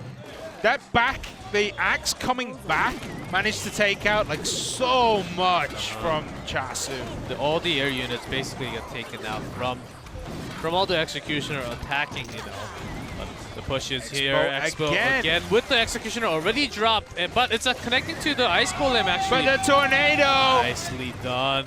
Oh, but it connects to the Princess, and the Princess is going to take it out. It gets 1 bolt onto that tower. See, Expo Master really knowing his play, this will just continue after a while. Chashu not really dealing any damage, has to use everything to take the Expo out. He cannot really use any offensive things. Uses the defensive Expo here. What this shows to me is that Chasu, Expo is just going to rocket that tower down. That's the thing, Expo actually has a good tool of doing direct damage to the tower when Chashu does not so. So the Executioner there dealing damage. This is probably it for Chasu. If this gets cleaned up, it might be over. Or it could be another tie game. He's an Expo Master. That was not the time you go offensive. That you had to, after dropping down that rocket, you had to be defensive. And I think this is just GG. If he will have another log very soon. Just has a tornado available. But the miner does connect to the tower ice golem, walking towards it, even the goblins. Yeah, this is Chasu's last roll of the dice. And it didn't roll a 6. Oh, man. The rocket's gonna come in and take that tower once he's got enough elixir. There we go. Expo takes game number 1. But that was a long game. That was 5 minutes, 34 seconds. It only had 26 seconds available at the last moment. What a play. Even basically the last tower did damage, got the damage from rocket only. Some Expo damage and some unit damage, but mostly from the rocket spell. Yeah, perfect. He perfectly timed it. He knew exactly when he had to start dropping the defensive Expos and rocketing instead so that he can finish it before the end of the match. And his timing was pretty much inch perfect. Well, that's how he's a master. And I think Chashu may be wondering why he banned the Mega Knight instead, as it's the timing. When you're playing, sometimes you do not know when to, where to, but he's a master. He knows when he can go offensively, where to put the placement of the Expo is so important when you play the Expo. And having that Executioner has helped greatly against all the air from Chashu, which was basically countered, hard countered, with that Executioner coming out from Expo Master. Yeah, so the player who did so well on day 1 and day 2 of this group is not looking very healthy right now. The pressure is on him so that he can finish first in this group. Let's see, it was only game number 1 though. Still have a lot more games coming up, and we will have a minute. Seems like the players are already ready to jump into game 2. Let's see if we will see some more Teslas coming out from Chashu, as he did play some Tesla for the defense. But they are ready. We're excited. This match is intense. We're ready. Expo Master leading the series with 1-0 right now. Let's get into game number 2.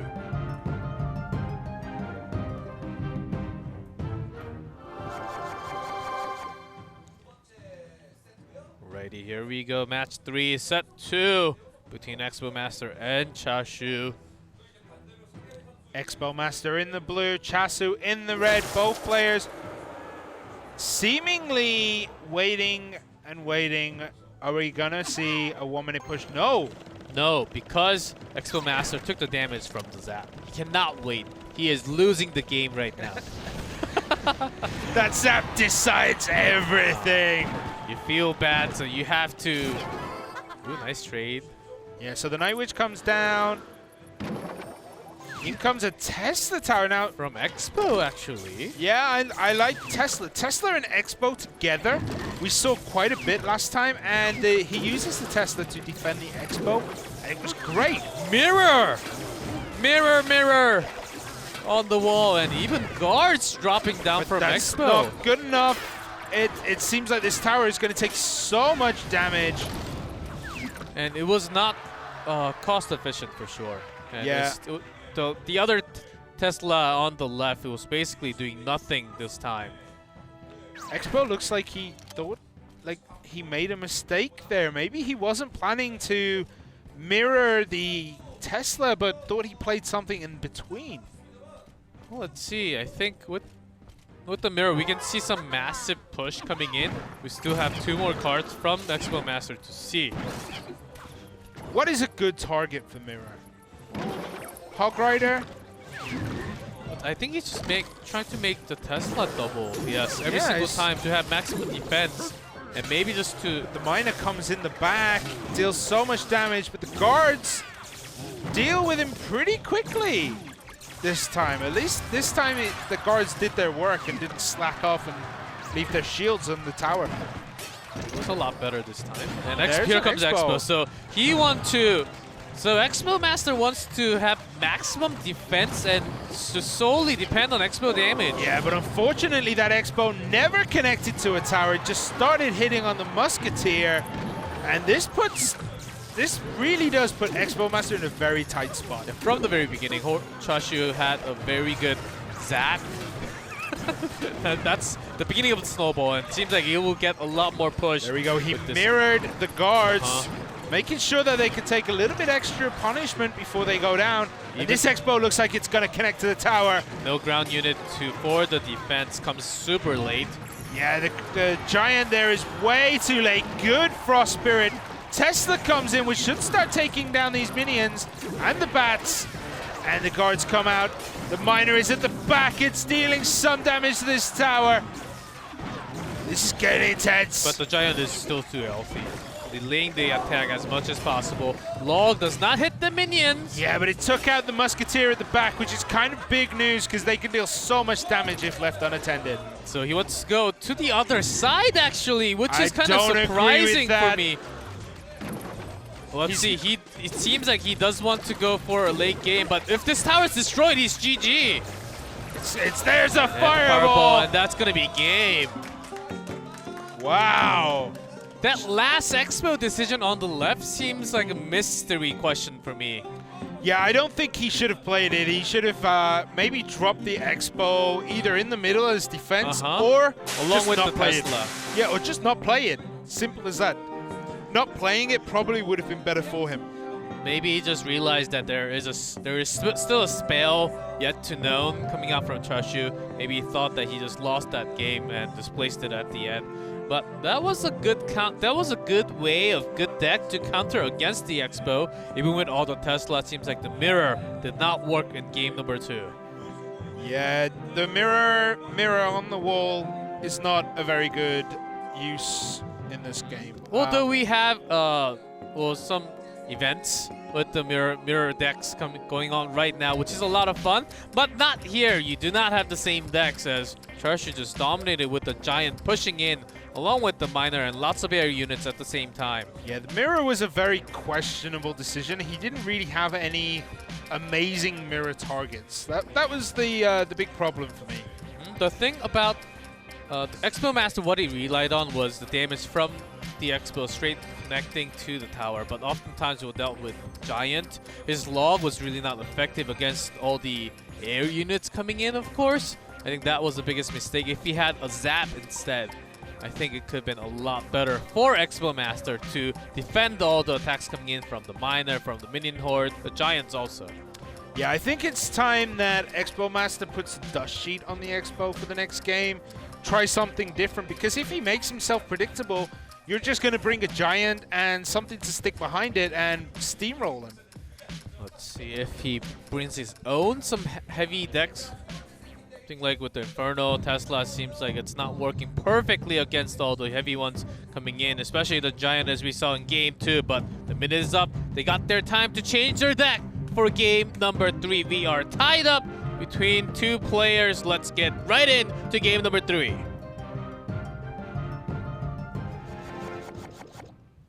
All right, so once again, Expo in the blue at the bottom of the map and Chashu in red on the top. Both players, once again, waiting for that 10 elixir mark to start. Well, let's see. Expo did use some... Oh, no. Is this a deja vu? Or am I the only one? This is... Are we just watching a replay right now? This is exactly the same start as last game. I'm pretty sure we're not watching the replay. Well, this time Fireball comes out from Expo. No, that happened last time as well. This is exactly the same so far, I think. But a little quicker though. Seems like we're having same decks coming out from both. Mini P.E.K.K.A. Mini P.E.K.K.A. will be an adaptation coming out from. And even the Ice doesn't Golem have anything really to defend. Oh, there's the archers. Good choice. He may actually still have an Expo in his hand, I think. Very likely with an archer here. It could be, or it could be mortar. Mortar would be another good choice, especially as it lasts a little bit longer against Giants. And will take away those big hordes of land units which don't exist in Chasu's deck right now. Let's see. Here comes the Expo. Once again. And a Sparky! Will actually... It's not Actually going gets to do delayed. anything! Oh man! And it's connected to the tower! The Ice Spirit stopped the attack. No! So much damage from this Expo Oh on my that goodness! tower! I hit my knee on something. It hurt so much, but so much more on this tower. Direct damage, 100% right now. Yeah, he has nothing to defend there. 219 hit points left. Such a good Expo there from the A year Master. later, the first Princess Tower. What a way to play Sparky. It's a big risk every time you put down a Sparky like that.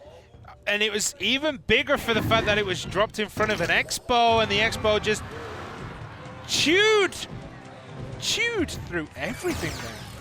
Minor, but Charshu still has room to come back into this game. 50 seconds left. Of course, with a Sparky, you can always do some crazy push. Yeah, this would be the kind of game where you would use that mirror to get a nice Sparky. There's one, there's two. Just keep your eyes on Sparky. It seems like it's going to go down after this hit, likely. But Expo's doing some damage. Yeah, the Expo targeted the Sparky. Sparky does not survive. Yeah, I think that if that Expo had connected on the Giant instead of the Sparky, we might have seen a couple of hits onto that tower. Minor working on this tower, but does he have enough time? Let's see how... The Mini P.E.K.K.A takes it down way too quickly. 10 seconds, offensive Expo pushed. There goes another Sparky, but it's not going to do anything.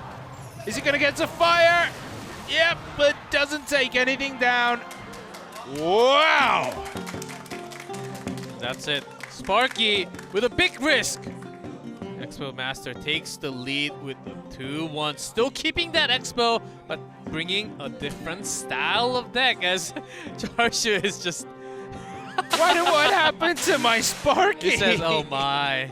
Sparky does not cut it here. Well, he was close. I think the way Expo Master uses that Ice Spirit all the time makes a huge difference. The placement, the timing of that Ice Spirit. Even in match number 1. Same in match number 3 here. Those small delays with one elixir freezing the target makes that much of a difference here. Yeah, it allows the Expo to deal that little bit more damage. It's not damaging to your own elixir cycle.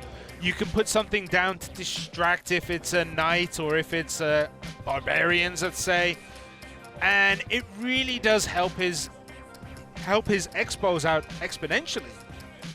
If you notice, when he drops his Expos, he always drops it roughly 1 or 2 tiles back from the bridge. That allows him to drop things in front of it so that they can take targets from things like the knights. Also, just 1 away, so he has enough range to hit the tower. Also, his own tower from the back when the units get to Expo will reach to that range. That's exactly where you place it, unless you want to place right in the middle. That's also a strategy, but when you have all those tools from the other side, you always need to put that into your bridge to have your own unit tank from all the damage. Maybe he will keep his Expo deck. I think it's a very likely choice as Charshu is finding himself in the danger with the Sparky from Game 3, but I think we're going to see something else in Game 4. Let's go right in.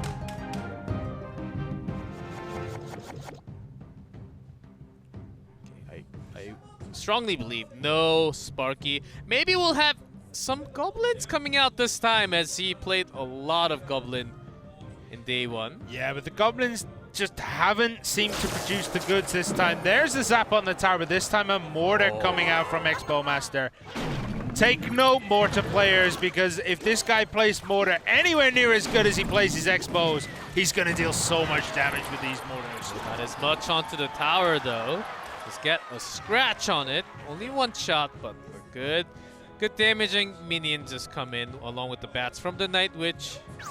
Yeah, but with the Mortar, you do kind of have to scratch a lot more because it doesn't have the same raw explosive power as the Expo does.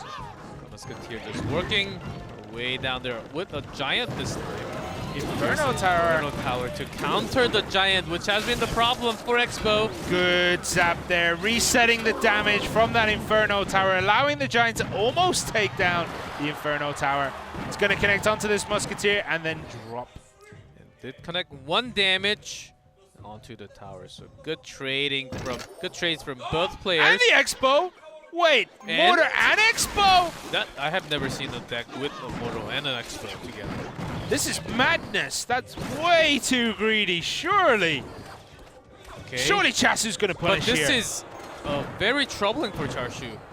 Then Giants will go directly to the Mortal, to the Expo, to the Inferno Tower now instead of the tower. Yeah, but it does allow Chasu to have a very strong counter push because he knows that 3 of these cards are static. They're elixir expensive. It does mean that he can put down a very, very strong counter attack. Well, he knew that the Giants will be pushing in. Lots of air units coming Good down. So zap, he did resetting the target. Still hits the Giant, but also does using reset the fireball. damage. So Inferno Tower does actually survive, And but the miner, yes, deals so much damage. We see here that Mortar Expo Inferno might not be the right answer. But building is getting dropped down onto the arena. Giant is walking towards, but there's a zap again, as you mentioned. Yeah, if any of these connect onto that tower, it's going to be devastating for Expo Master. Nothing connects though. This puts him in a nice spot, drops down the mortar again. This time connects to the Night Witch. It needs to start hitting towers. We're seeing similar pushes coming in from Charshu every single time, but the miner will do direct damage every single time. Yeah, and he's going to hit the tower. This should be it. It should be close. He's yeah. holding in a spell. I wonder what the last one is. Maybe even a rocket. A rocket will almost finish this. It will be close with a zap. I think it's game over. Close to it. Drops the mortar. It's going to connect onto that Giant, though. It needs to start hitting towers. It's just not dealing any tower damage. Let's see. Miner's coming in with a zap. I think he wants to finish the game. I think he has. It's going to be Fireball. close. Fireball. Not 57 HP. Now he needs that Expo. It needs to connect to that tower and finish it as soon as possible. Connect, but anything will just take it out. Another fireball. Zap. I mean, it's just enough to finish the game. Charshu has this game. A miner comes in, but doesn't even matter. Zap blows the tower off there. That's it. I mean, incredibly greedy building play there from Expo Master. He was hoping that mortar turrets and Expos connect to towers. Those were his only real finishers, and they just barely touched any of the towers. It just wasn't.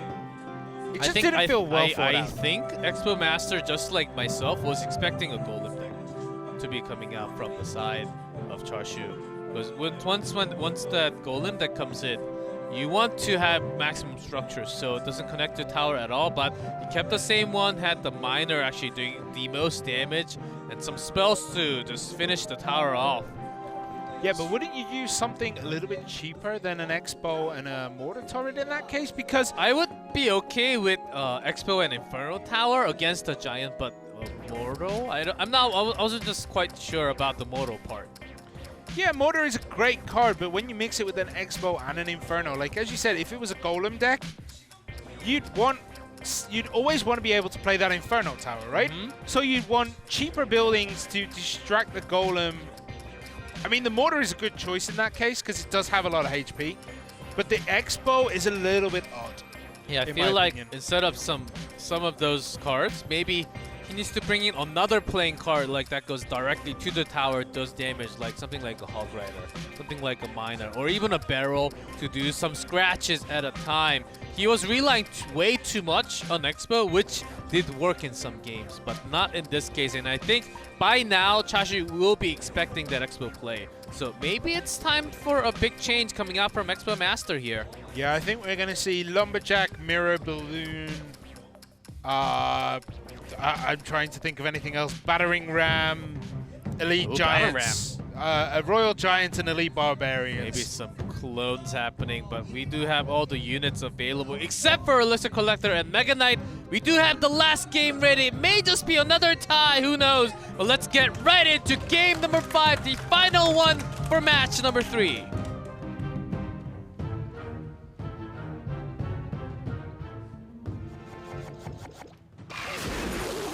This one starts very quickly.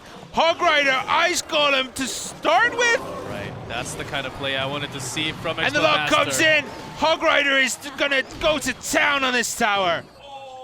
Takes about half. That's the kind of beginning Hog Rider play. It's incredible, even with the Ice Golem. Yeah, if you're not used to this, you can put the Hog Rider behind the Ice Golem and the Hog Rider will push along the Ice Golem, making him move a little bit faster into that tower. Yeah, oftentimes a good way to counter the Hog Rider coming in is a structure, Expo, Mortal, anything like that. Even a Tombstone is a good way. So watch here, the Hog Rider is going to accelerate that Ice Golem into the tower. One, Two, oh, no, just does the not one get hit two, this time. But the Miner with this minion horde does come in. Does Good he have Princess, Zap though. available? And the Ice Spirit again dealing so much work for nice. Expo. Ice Spirit is one of the best cards that Expo Master has been using in this tournament.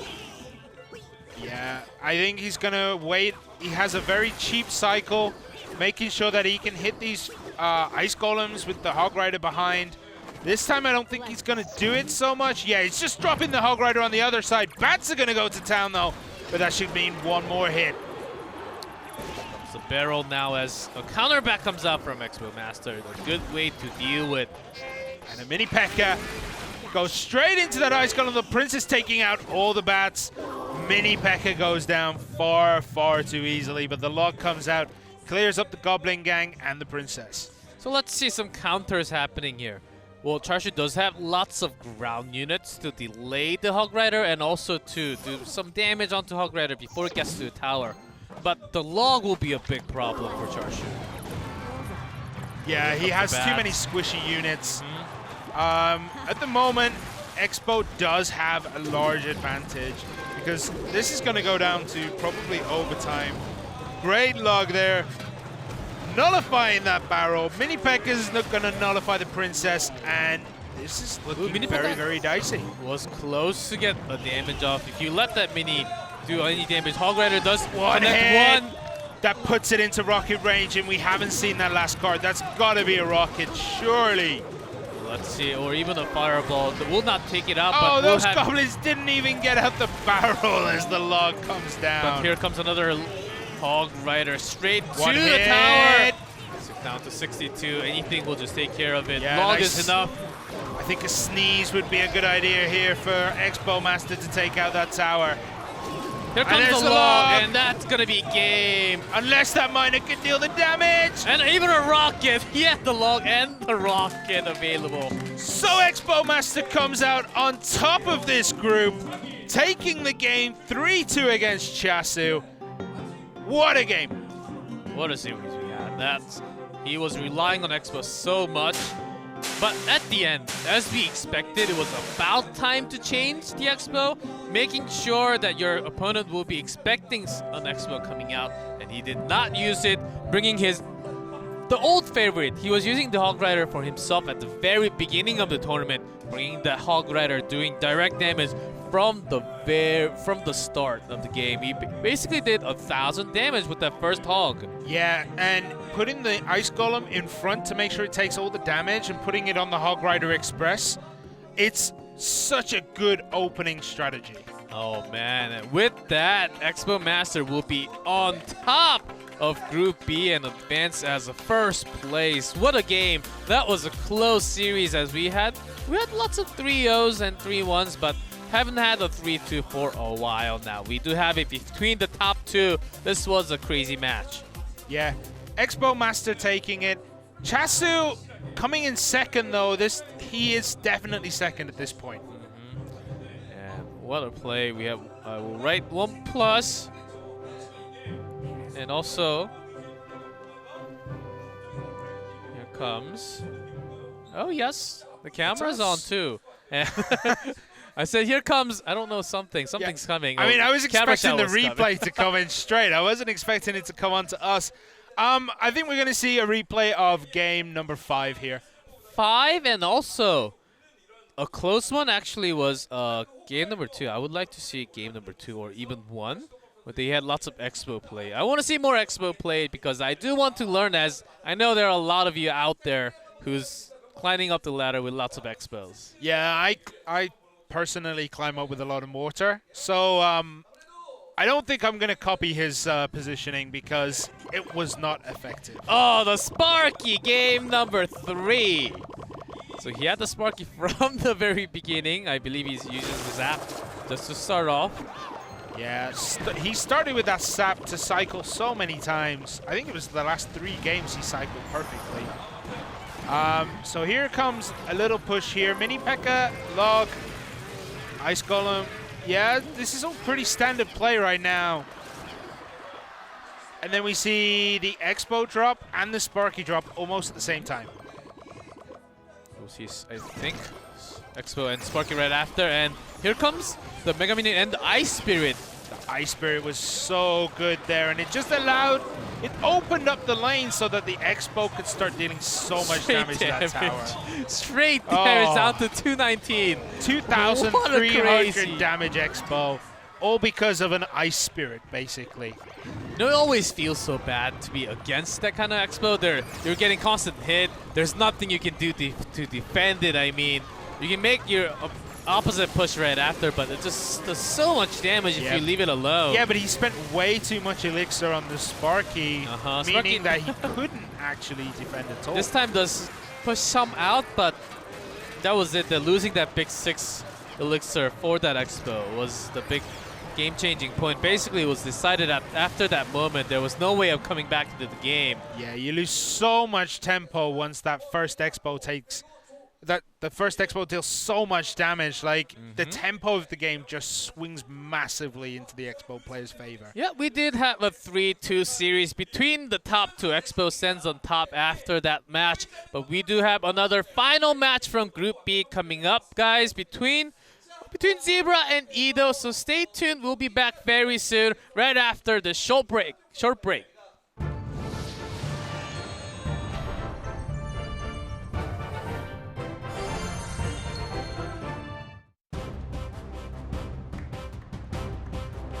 Welcome back to match number 4. We have Zebra and Edo on stage, ready to go, as you guys saw on the screen. Who do you think will take the last match, Simon?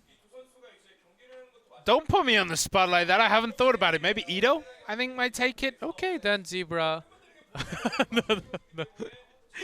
Just a prediction, you know. Seems like Zebra's having an okay day after taking a match against Chashu. Edo, of course, lost pretty hard against Exo Master today. Seems like Edo still with not being sick today, but just not off to a great start. Let's just say that for now. I have faith in Edo.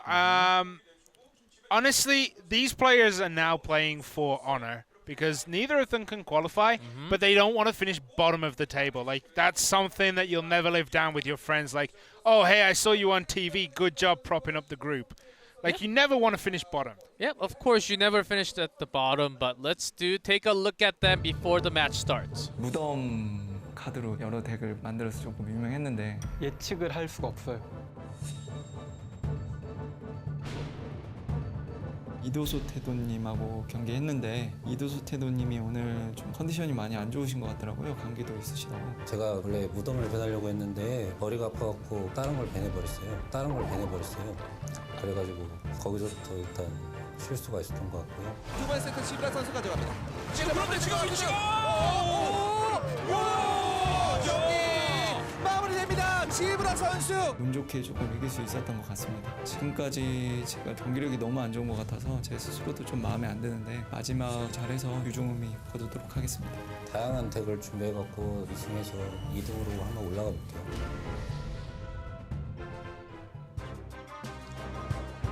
We have Zebra and Edo, and his lava ban was actually a mistake because he was so sick.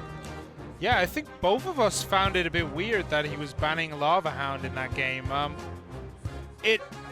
it is one of those things that just happens. It seems that his illness really did affect him. Maybe he had the flu or... But Zebra did ban Lava Hound in match number 2 today against Chartreuse, so we may actually see some more lava, just having that air out of the way. The lava loons were somewhat popular in Korea, not always seen, but seems like as we have Zebra on the screen, we did not have too much graveyard tonight as compared to the other nights, not at all.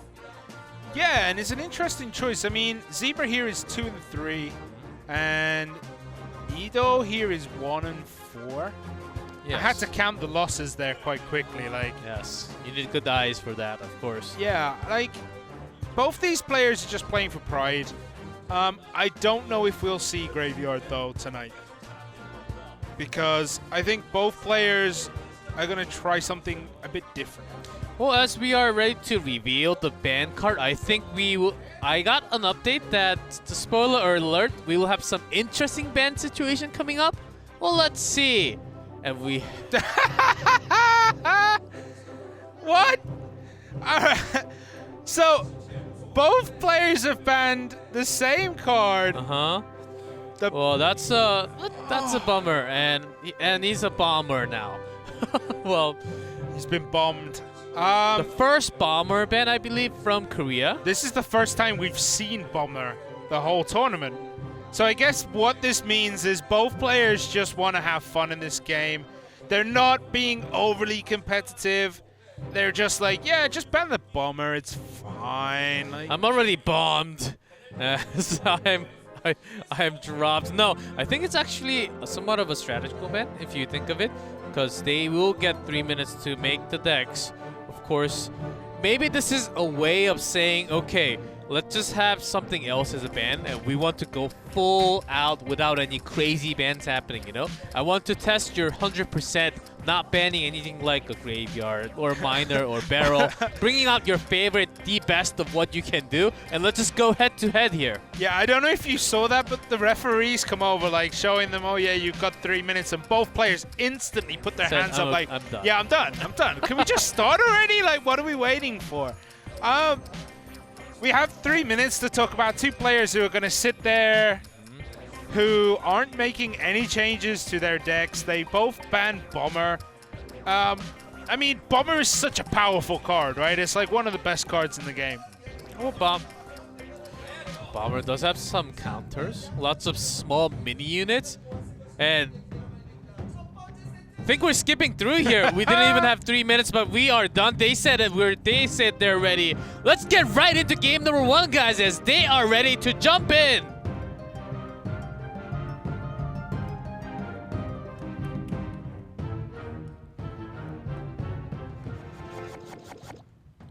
Here we go. Zebra in blue in the bottom, Ido in red on top, as they got the bomber band there. Let's see what they bring here. Furnace to start, and Tombstone. This is gonna be a very interesting match between these two, because, as I said, like, both players are just playing for pride. So I think they're gonna try and do something a little more entertaining than usual. What? Okay, I feel okay, giant skeleton. I feel a clone spell. I can smell that somewhat. Let's see if there's a Sparky. Ido bringing it out everything. Giant skeleton along with Sparky. Mega Knight does not do a thing here, as he's slowly approaching. That bomb damage is huge. Yeah, I think both. Oh, Lumberjack! Sparky will get that race spell, so he does use a freeze. But it's going to connect to the tower. That means that it's going to... Oh, yes! Sparky, one hit onto the Tombstone for now, but getting that damage? No, he gets the damage onto the tower. Nicely done. Why did he play the freeze spell, and why did he play the Tombstone? I just want to see Sparky connect to the tower over and over again. He did one, and even with that rage, was not enough. Let's see if he can make that happen once more, because Zebra now, he knows what he's up against. What? Why didn't he use that mirror with a Sparky? Well, let's be a little bit more serious here, Simon. As Furnace, double Furnace actually is a great way of defending all these jumps. Okay, we were expecting a graveyard to come out. The Goblins are going to clean up pretty well here. Nice arrow. from Zebra to take out everything, but a great response from Ido, which was a log already. The giant skeleton is on the way. Yeah, and this might actually connect unless something can distract him. Yeah, so that bomb is definitely going to deal quite a lot of damage to that tower. Close to 900 damage. That was incredible. It will basically, a log and any damage will basically just take that tower down. Yeah, I think Ido definitely has this one. In comes the Mega Knight to tank out those furnaces and a Sparky in response. If Mega Knight hits that Sparky though, that could be quite bad for the Sparky. See, Graveyard is doing some damage. Oh, no. Sparky. Oh, there comes a freeze. With the freeze, actually, skeletons are connecting to the tower. So many furnace, triple furnace for Ido. Sparky is getting that damage. Yeah, Electro Wizard just says, "Not today, Sparky, not today." I feel so bad for that Sparky. He get electrocuted. How do you electrocute a cart that basically shoots electricity? Oh man, you should actually get more charge from it and shoot faster. You know, that makes sense logically, but not in this game yet. Classic interactions, and there goes the tower down to the poison. That was an entertaining game, number one. Sparky, Mirror, Giant Skeleton. Can I ask who won that game? I was having too much fun. That was an entertainment. There was definitely some entertainment value in game number one. Even a poison spell was enough. He could have used that before to counter the graveyard coming in, but he was holding on to it for the last moment to take the win. There's a thumbs up from the crowd as that was a fun game to watch. Tombstone Graveyard was okay, but Ido's push, yeah, he knows what's up. My Lumberjack was great. I actually think he's thinking like, are you not entertained? Like he's gonna stand up after the next game after dropping Elite Barbarians and a Royal Giant and just like throw out his hands like Russell Crowe. Well, let's see, they will have a minute and Ido says, I'm done, I'm good, I'm all good, I'm ready. Let's see if he keeps the same one as Zebra. I think this time he's taking some time. But let's see. Ooh, he says they are. Oh, never mind. Zebra is not ready, and Zebra will take some time to fix his first one because he did lose. And it seems like he is ready now, though. They don't even need a minute. They didn't need 3 minutes. They don't even need a minute now to go through. These guys want to just flip through now and try to just win, bring their pride to themselves, and we are ready.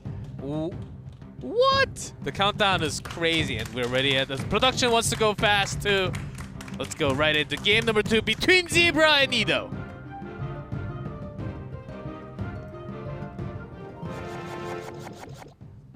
Here we go. Game 2. Zebra and Ido, of course, on top, as she did bring lots of crazy ones like the Giant Skeleton, Sparky, Lumberjack Mirror, even the Poison. Okay, yes, it's going to be interesting to see what we see here. Both players seem to have had a mutual agreement to have fun. Ice Wizard, Ice Wizard, Mega Minion, Ice Gun. We're just going to sit here and say the names of everything. Here's a graveyard, and once again, a Dark Prince, actually. It's not the best way to deal with the graveyard. Yeah, it doesn't feel like it's worth it that way, but the giant skeleton here slows everything down so much. Charge actually does not get to the cannon card, does not get hit by the explosion either. Yeah, so this cannon card is going to deal so much down. Oh, Barbarians! The Barbarians are here. And slowing the attack as slow as possible with the ice. Yeah, but the one Barbarian who didn't get frozen actually pushed his little buddy forward a bit more. Like, I know you're frozen, but move it! I want to get in there! Yeah, he is a Barbarian for sure. He's getting the value off the Elixir Collector for now. Yeah. Even as a Tesla, great way of defending here for Ido. Yeah, and a poison comes down as well. Ooh, that's close to the King Tower, but not just enough to do all the damage to the unit, the Collector, and the tower. Yeah, it's like half a pixel missing there. Like, it was so close to hitting that King's Tower. In comes the Dark Prince. He's going to start a charge. What'll stop him? Will it be the tower or will it be something else? See And it's the Ice Wizard. Go directly to. Who does get the charge in, and the shield's gone, and the unit's basically gone now. Tesla also. This is a big died. push here. And then comes the Giant Skeleton. Giant Skeleton's seriously underrated because it just stops practically everything from moving. But this one's a big. Well, actually activates the King Tower. Uh-oh. And he's losing at the moment. Big time, too. Dark Prince will not deal too well against... Will the cannon cart get there in time? Oh, the Ice Giant. The Ice Golem makes it turn around. Ice Giant? I would like to see an Ice Giant. That may be a new unit coming out. Are you spoiling here, Simon? I wish I knew. I wish I knew. Well, now the King Tower's already activated. He says, okay, let's just drop the poison for all of them. Yeah, let's make sure we hit absolutely everything with the poison. Uh-huh. Ensuring that maximum damage is done with it. The Ice Wizard slowing the Barbarians down to an absolute crawl, and the cannon cart comes out again to take out this Dark Prince. Basically, they will just trade the shield, and cannon cart will be in defense for the left side now for a while. Yeah. And Graveyard coming in. With the King Tower, though, he's getting the maximum defense. So this may actually go for a longer game here as we have extra time now. A tornado pulls everything into the Ice Wizard's AoE attacks. But the Giant Skeleton goes down. The Ice Golem's going to go down probably from that blast, and the Barbarians on the other side with another Ice Wizard. What? We have triplets on the field. And the Tesla is defending now. Even 530 is enough for the defense. The time is going down. As Barbarians are slowed down, but they did do some damage onto the bottom left tower. Yeah, but it'd be interesting to see if Zebra can connect with Ido's top right Wizard tower. is dropped from Ido. This is going to be a scary push now. The front line and the back line even more. The Barbarians are already onto the left side. This is a great push coming in. Yeah, but and the Wizard just looks left, takes out the Goblins. 3 shots onto the tower too. Yeah, all right, cannon cart is an amazing defensive tool apparently. Dealing so much work here, but the Graveyard comes down again. The Dark Prince seeing if he can do it with the poison put down as well. This is going to be a very scary push. And even Ice Golem does connect once, going down to 150. I think that's just enough. Another poison will just finish the game, or Graveyard. Yeah, but the problem is he's got to get that poison into his hand. He's got to cycle quite a bit that here. Tornado and slowing everything down. But the Ice Wizard actually gets taken out pretty early. Here comes Dark Prince again, going for that, And but there's the the poison on dropped. the top. That should be game. That should be game. Yes. And there it is. Zebra takes game number 2. Kept losing that poison as some slow attacks with the Graveyard Poison. It takes a long time. Because that push from Ido was just massive. Dark Prince, so many charges, strong pushes from Giant Skeleton. Even the Wizard was the first Wizard in Korea so far. Yeah, we all have a soft spot in our hearts for the little Wizard, one of our first cards. And I'm kind of happy to see him being played here. He does get kind of outshined by his older brothers. The older brother, the Ice brother, and the Electro brother, you know. There are lots of Wizards in the game, but we don't quite get to see the Wizard too much as we climb higher in the ladder. And, yeah. That was the first Wizard, and nice defensive tools actually used by Zebra. Lots of poison. Yeah, I do kind of miss the, you know, listening to the sound and then hear Fireball, Fireball, Fireball. Fireball. It's nice. That's nice, actually, Simon. Well, Zebra swinging back into the series. He still has a chance. It's a matter of pride as both players cannot actually advance into the semifinals to get it down.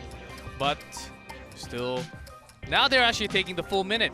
They took the full minute last time. They did not take the 3 full minutes from the beginning. They were saying, we're ready. We're ready to roll, rock and roll, go right into game number 1. But we're tied up here as we are getting ready to go slowly into game number 2. I think the counter should be done very soon. And of course, with the music, it signals that both players has to be ready. And we will have game 3 ready for you guys. It is tied up between Zebra and Ido, 1-1 at the moment. But after this game, we will see we'll see a snowball starting in one of the player here. Let's go right into game 3.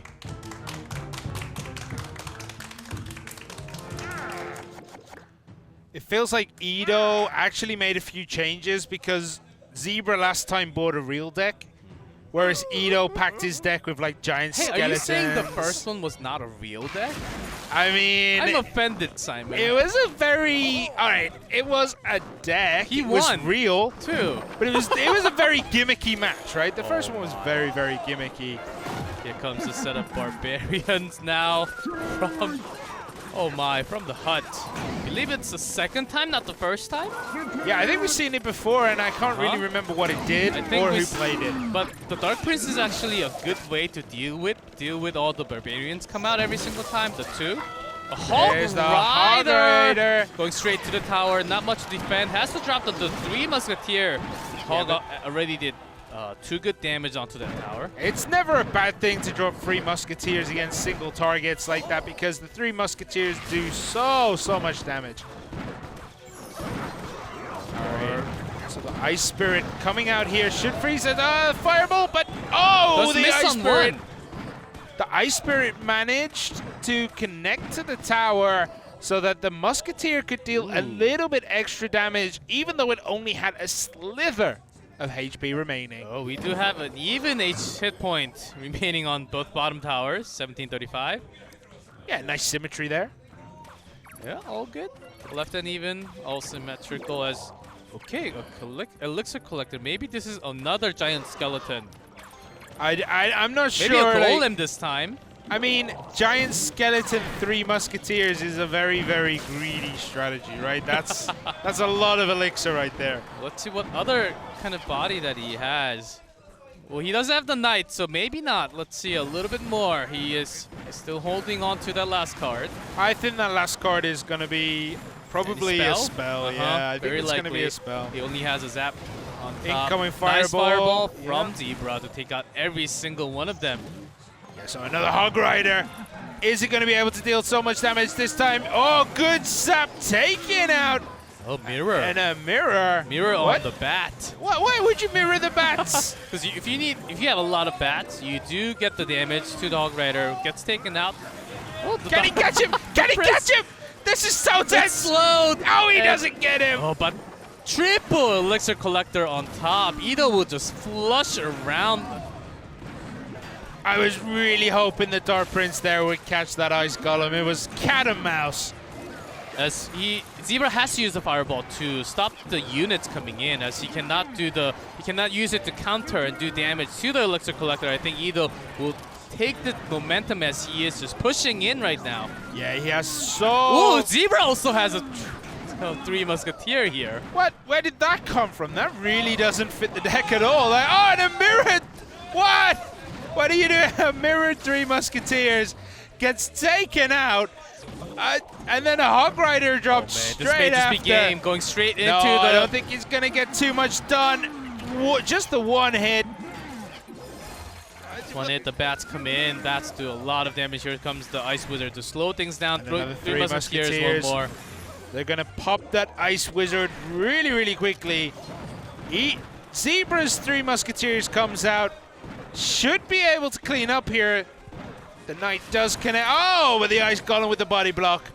Doesn't connect. Good way of dealing with a card is by using the same card from the other side. And here comes a double Dark Prince. I don't know if you could say a Dark Prince is noble. I don't think he's very noble, But right? here comes the Hog Rider going straight. Ice Spirit does delay the attack. Is and it going there's to be the enough? bats. No, Oh, he no doesn't hit. even get to touch it. I don't even think Hog Rider managed to sniff Hey, what the happens tower. if we have a tie here? Oh, then it's a tie. We move on to game, Yes. game Yes. number 4. Yes. Oh, let's see. This is going for a long time. These decks are insane. Yeah, but I really don't know how to call this right now because That Ice Spirit slows down the Musketeer so it doesn't damage incoming. Hog Rider, mirror used on the bats. That, okay, does not get any hit to the tower. He does have Fireball, but he cannot take it with one Fireball. Yeah, but these for level sure. 10 bats are going to hit on the tower, dealing some moderate damage there. But how long can this tower hold on with 463 hit points remaining? 3 Musketeers are cleaning up every single time. I mean, He actually connects there with the Dark Prince. I mean, it's hard to tell which way this is gonna go. Like, there's a fireball. okay, he does want to push in. He does have 40 seconds. I think he will have enough, but he does need a little bit more than a fireball here, as he has to defend this one first. Yeah, but the Mega Minion does defend, and in comes the Hog Rider. Will he finish it this time? I think he will with this one. There we go. That was not enough to stop the Hog Rider going straight. And Zebra will take it. I thought we were going close to our very second draw of the tournament. There was only a few seconds left, to be fair, but the Hog Rider obviously comes through, manages to take out the tower. It's really hard to perfectly defend every single time against the Hog Rider. Oftentimes it gets at least a single hit, even if you have a lot of air units. Hog Rider is just so fast, jumps over the river, goes straight to your tower, you know. Yeah, and even if you do perfectly defend it, it's still a Hog Rider. So your cycle for the perfect defense might not come in. However, the Hog Rider player will obviously get the Hog Rider in his next card, because that's how it is when I play on ladder. Oh, Ido still says, I am done. I am ready. I don't need a minute to go into game number 4. With Zebra leading, though, I wonder he's going to bring... Oh, okay, I know what he's thinking. He's bringing that game number 1 deck again. Sparky, Lumberjack, Giant Skeleton, Log Poison. Seems greedy, guys, can't but take it seriously. he did win in game 1. And I can't take it seriously. and that Lumberjack Rage Sparky, my goodness. Just 2 hits on that tower, you're gone. It's just like throwing it's like going camping and throwing in all the kitchen utensils and not packing any clothes. You're just basically packing a lot of things Then you can into one package. Then you can work in the kitchen. Yeah, but why would you have a kitchen in a campground?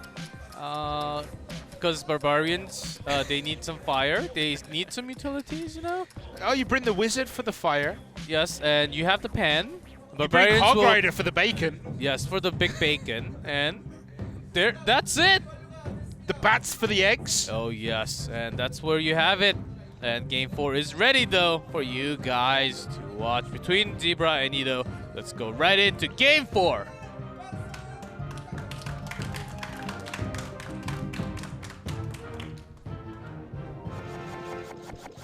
Okay, while we wait for this game to heat up, which Clash Royale unit would taste the most delicious? Oh, man. Why do you have to be so barbaric? I want an answer to this question. I think Hog Rider would obviously taste the best, but I mean, I don't think Goblin tastes. no, I don't think goblins would taste I want to eat nice. Ice With the Spirit. border. Like an ice cream, but here comes the Hog Rider. That's the way to charge in to another structure so your tower does not get the damage. Yeah. You need that structure against the Hog Rider. Yeah, so the mortar turret there did get 1 hit, I think, against the tower. The Princess here is going to help take down that Mega Minion before it reaches Ido's tower. You need some, yeah, those defensive and buildings. Giant skeleton for Oh, Zebra. from Zebra this time. And says- Ido gives it the thumbs up. She says, that's a good card. I love that card. Thank you for playing Giant Skeleton. Knight, along with the minion, will just deal with. Will the bomb catch those minions? Just Catches one. 1. The 3 Musketeers comes down, will clean up, and the mortar turret is going to deal quite a bit of damage here, I think, to the 3 Musketeers.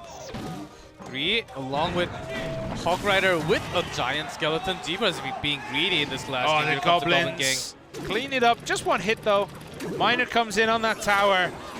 Feels like Ido is playing quite seriously this time, as he does bring in the Miner. He brings in the Goblin gang. He brings in the mortar turret. That's a really good combination. Yeah, he just wants to get some damage. The thing is, he does not have anything heavy spell to actually finish off the tower. That may become a problem at the end. Let's see, even with the Tombstone being used from Zebra. Yeah, Zebra here going for the legendless deck.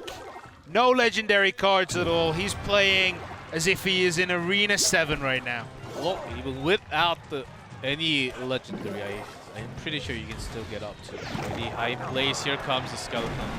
Actually, Again, you can't get 3 Musketeers in Arena 7, can you? well, That joke fell flat. well, let's see. Musketeers are coming in for the defense. Mortal actually does quite of a damage when they're all in together. Yeah, it's such a good card against units that group up.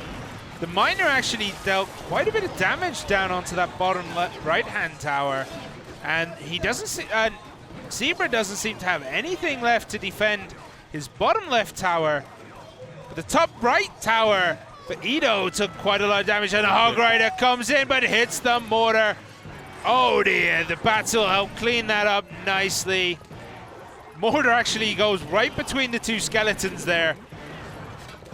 But the Miner comes in, and it's a time for Ito to swing this around as Miner is doing some damage. Now the Elixir Collector. Let's see how this is dealt with from Ito's. Because Mortar will not connect, will barely connect to the Elixir Collector. Not yet, of course, with the skeletons approaching every time. Yeah, the mortar is never going to really attack anything that is not a skeleton here. It might hit the giant skeleton though, at least once, but misses the giant skeleton, I think. The Princess stealing so much work from the back, making sure these little units don't get anywhere near the tower. Ooh, actually, the giant skeleton was away. Wait, Six days down to right there. 6, but that will be game regardless. And Zebra takes it. That's the end of the game, end of the series. Zebra defends his pride at the end, and Ito will be at the bottom. Yeah, neither of us were really watching that top right tower there. I think we kind of missed what happened, but I know you guys at home would have seen it. Make sure to tell us what happened.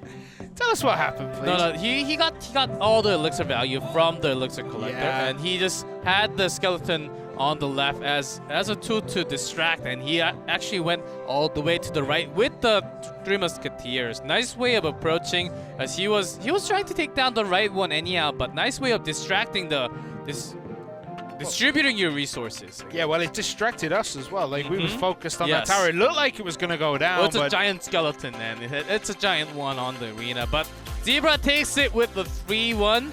We will have a replay. I wonder what's next going to be. I'm pretty sure it's going to be the Game 1's entertaining game. I hope it's going to be Game 1, because Game 1 was just like the game where they were like, yeah, we're going to put everything in here. And anything that you haven't seen so far, we're going to give it some play rates in the CCGS. Well, let's see, as we will soon have a replay. We did have lots of entertaining cards coming up from Ito, especially 3 Musketeer, Sparky, Barbarians, the normal wizard, not the ice, not the Electro wizard, a wizard. The with one that fireball. most of us seem to have forgot exists. Like, especially when you get higher up, he becomes harder and harder to find. But he is one of the staples of this game, I think. Yeah, he's also pretty good. He's also pretty strong and good in COC. It's pretty strong, and I do use the wizard towers are pretty great there too. And I wish we had a wizard tower here. Actually, that would be great. So you that'd put be the so tower, but and it you only put the deals wizard. air Wizard damage? walks into the tower, and they become a wizard tower. That's too much mechanics. And G-Club thinks, he says some random things, blah. The wizard just jumps up the tower, pushes the princess off the edge, and it's like, this is my tower now. Let's go in, and I see a Lumberjack. This is game number 1 for sure. Yeah, Lumberjack. Sparky is the next card that's coming for Ito. So this is definitely game number 1. Well, we have a bomb tower. We can also have a wizard tower. Maybe in the future, in 2019. Maybe in 3019. in a land far, far away. All right, so this is the first sign of Sparky, and Sparky manages to connect there, but doesn't really do much else, I think. And I believe we see some ice spirits being dropped down. Oh, never mind. Oh no, this other is way. the Lumberjack, yeah. You're getting confused with how Sparky plays. Yeah, I was confused with the free spell comes in, but the Lumberjack does connect. Yeah, so luckily it is raged up. That's why it manages to get that last hit there just before it dies. Without that rage, it wouldn't have hit at all. It still would have been charging by the time. Yeah, did get the attack speed down to 4 seconds now, which was a great buff, I would say, to Sparky. But that was just, I would say that wasn't enough to take the tower down, but with the tools that he had, with the rest of it. It's so cool seeing like Mega Knight jump into the little fire spirits here. Like, yeah, I'm just gonna take you. Like, don't worry. Yeah, that bomb did so much damage. The giant skeleton was just. It has to be delayed with some kind of unit like Ice Golem or Knight to be distracted, you know? Yeah, you got to try and make him turn around as well. Like, you cannot get him that close to the tower and expect to not take any damage at all. So yeah, Sparky there, Electro hard counted by the Electro Wizard. Yes, that's the card. That's a card it's always going to be used in multiple decks.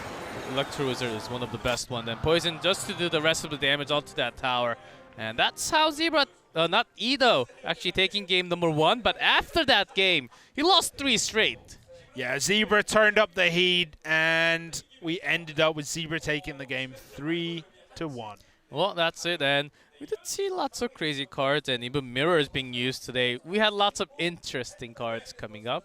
And that was an interesting setup series. We are done with Group B already. And I'm excited to have all the players, of course, being played, but we will have the result. And we do have all the players. Group A, Yungela and Jungang advancing with 4-2 plus 12. But Group B, after tonight's matches, Expo actually standing on top with 4-1-1, 13 points. Chashu with 3-1-2 with 10 points. Yeah, Zebra was close. Yeah, it's interesting that Chasu was actually top of this group and kind of running away with it.